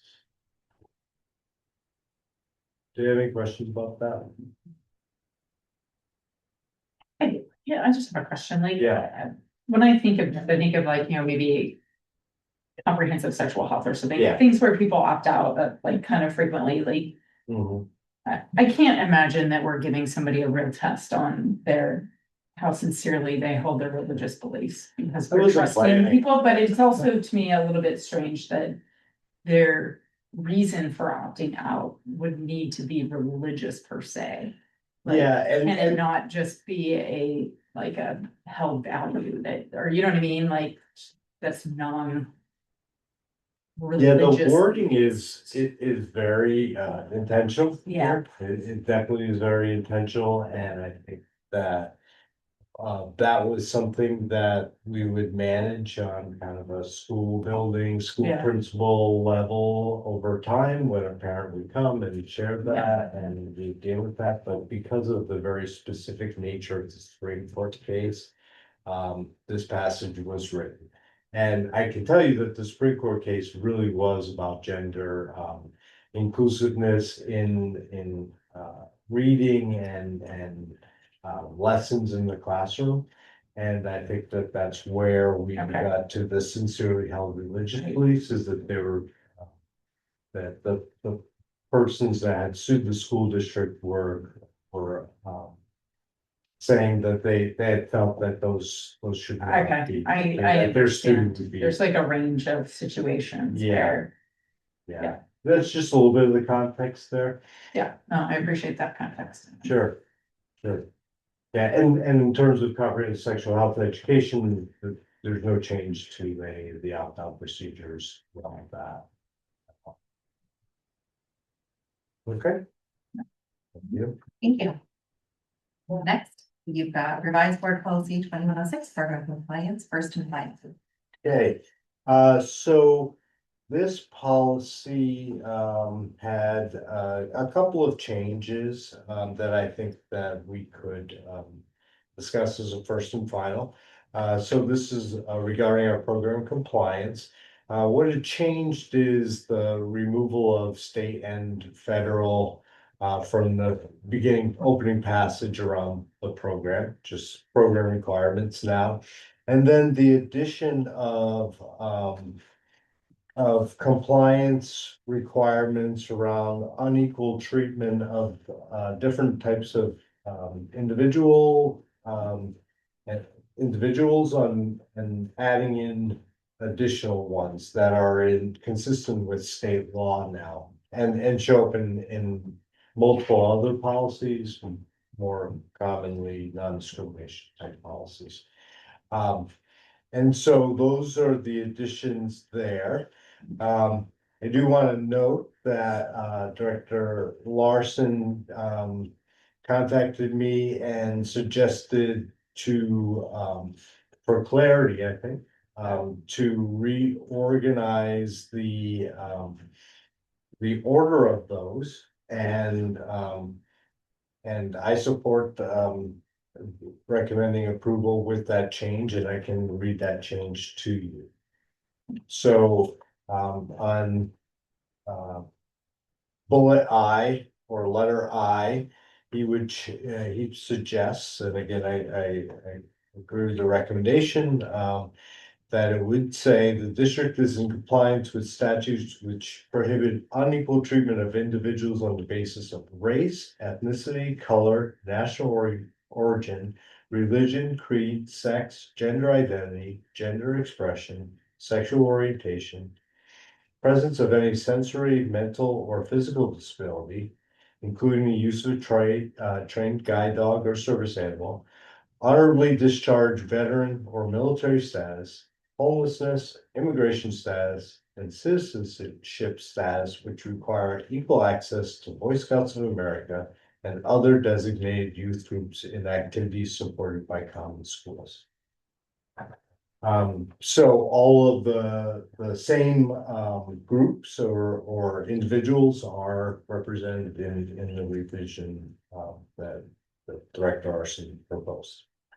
So it asks for approval with the removal of the state federal guideline, several state federal at the beginning, and then to add in those additional individuals and groups, and in the order that I just read them. I'm sorry, I was trying to follow along. Did you say religion in the reorder too? I believe you did, but. okay. Yes. Everything is empty. It was the same list, it's Yeah. in a different order. Yes. And I'm just curious, from a quick question, why Boy Scouts of America is called out individually specifically, because there's other. I'm not quite sure. I Googled that, it's the Boy Scouts of America Act, it was back in the Yeah. 80s. That they, It's the legal component. I feel like we looked into this a couple of years ago and we kind of were able to, I don't remember the exact piece, but I know that that group was added through specific legal action or legislative action. I guess. Yeah, it's very, Didn't allow them to come in as a public, for, as to come in as a group. Yeah. To use the school, so they sued. Okay, Now interesting. now they're. very obscure. I think Yeah. maybe at the time it was a big deal. Now we're Yeah. like, well, obviously. Yeah, it's but especially. You really get access. Yeah, don't vote. Thank you. Are there any other questions before we move to action on this? This one is an action item. I make a motion to approve revised board policy 2106 program compliance with the noted changes that you read out. A second. Any additional comments? All in favor, please say aye. Aye. Opposed, nay. Motion is unanimously passed. Thank you. Nailed. What's that? That Next, we got revised board policy 5000, recruitment, selection, and evaluation of staff and retirement of 5000 P, procedure and recruitment. Procedure, recruitment, and selection of staff, second reading. Thank you, and thank you so much. I have a super fun fact to start with. It's so random, excuse me, that Audrey Morgan was a parent when I worked at Sunnycrest Elementary School, and she was one of the volunteers of the year. She was just a remarkable human and educator, so it's really exciting to work with her. And Awesome, good to hear. so I wish she could be here to hear that, but she is so awesome. So I'll transition into policy 5000, recruitment, selection, and evaluation of staff. And then also the proposed retirement of the 5000 P, the procedures that are that accompany that policy.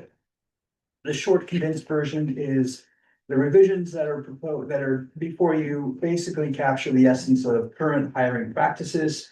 And a lot of the language has now been embedded into the various CBAs that we have across our various bargaining groups. This is an action item. Make a motion to approve, revised board policy 5000 recruitment, selection of staff as presented. A second. Oh. You can second. I'll second. All right, any additional comments? All in favor, please say aye. Aye. Aye, opposed, nay. Motion is unanimously passed.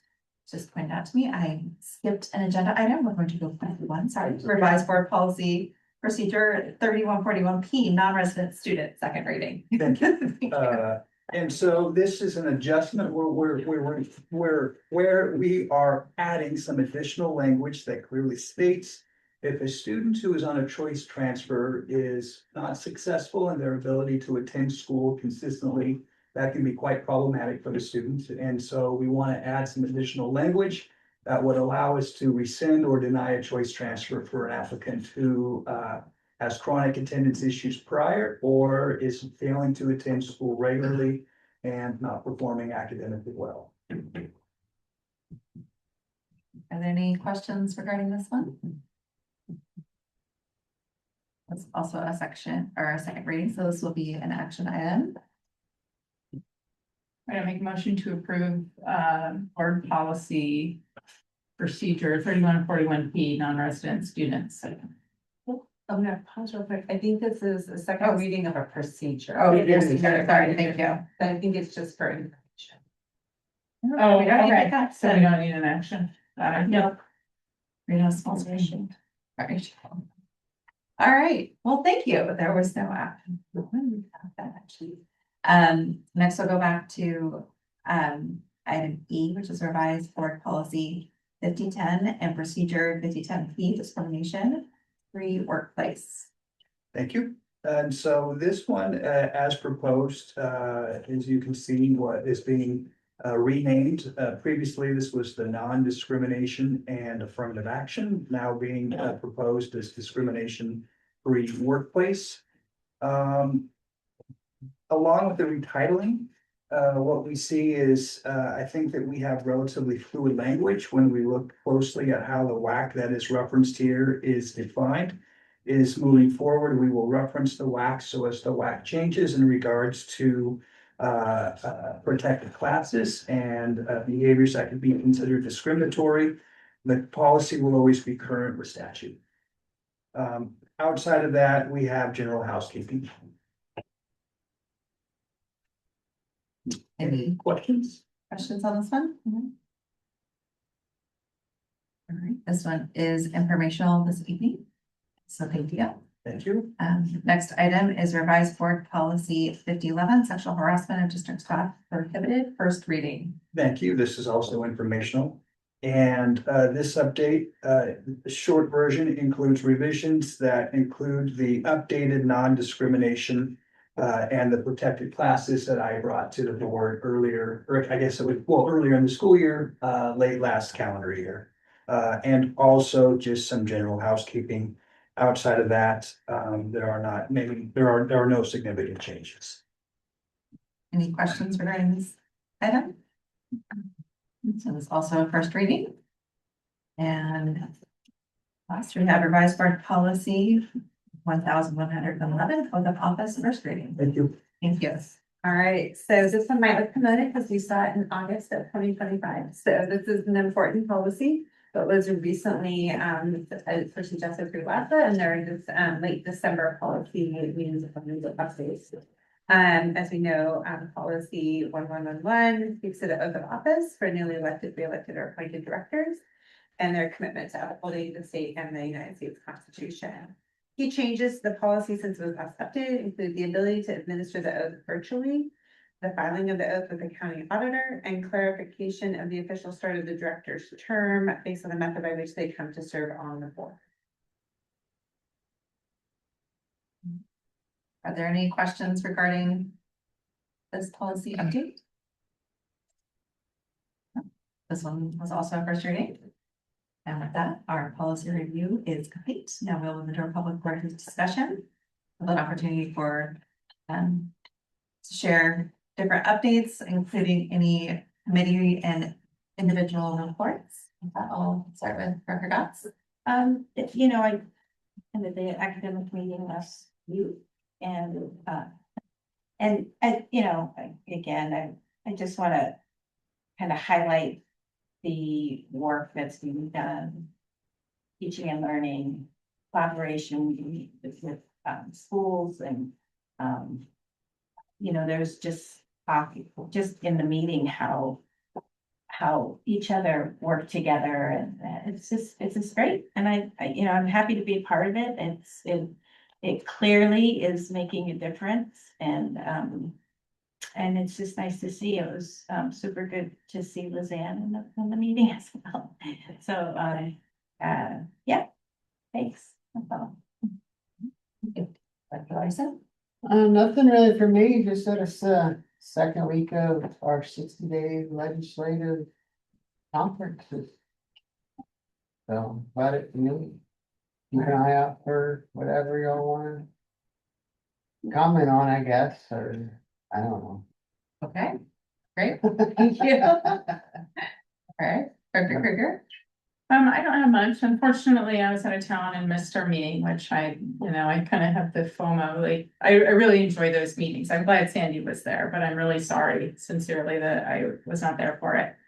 Other than that, we did have our meeting with Arlington School Board and we continue to do that quarterly and it seems to be like, I mean, at least I think I could speak to everybody, but for myself, for sure, that it's a really good collaboration and I think we've got that good relationship where we all want to see each other succeed. We can kind of see what they're doing well, what we're doing well, and just talk about it and share best practices. And so we were talking about like college career readiness, things like that. And yeah, so when there's opportunities to share or opportunities to work together, I think it's a good relationship, so enjoyed that. Comment on that too. I think it's pioneering as well. I mean, I don't know any other school district that's doing that and collaborating with other boards. So thanks for bringing that up. Yeah, I think their school board is like very healthy, functional, constructive, positive people, and I like to think that we are too, and it works really well. So that's a good thing. And yeah, other than that, we've been doing open gyms for softball, so kind of getting, now that I don't have kids at the school anymore. I don't have as many like hands in the like daily goings on at school, so it's kind of nice to do that. Oh, actually, and then Erin and I, and we all met, did our like community group meeting, and while we didn't draw a big crowd, we had Mr. Fellows was there, we had some good conversation, I think, exchanged some good ideas, and it was good. Very good.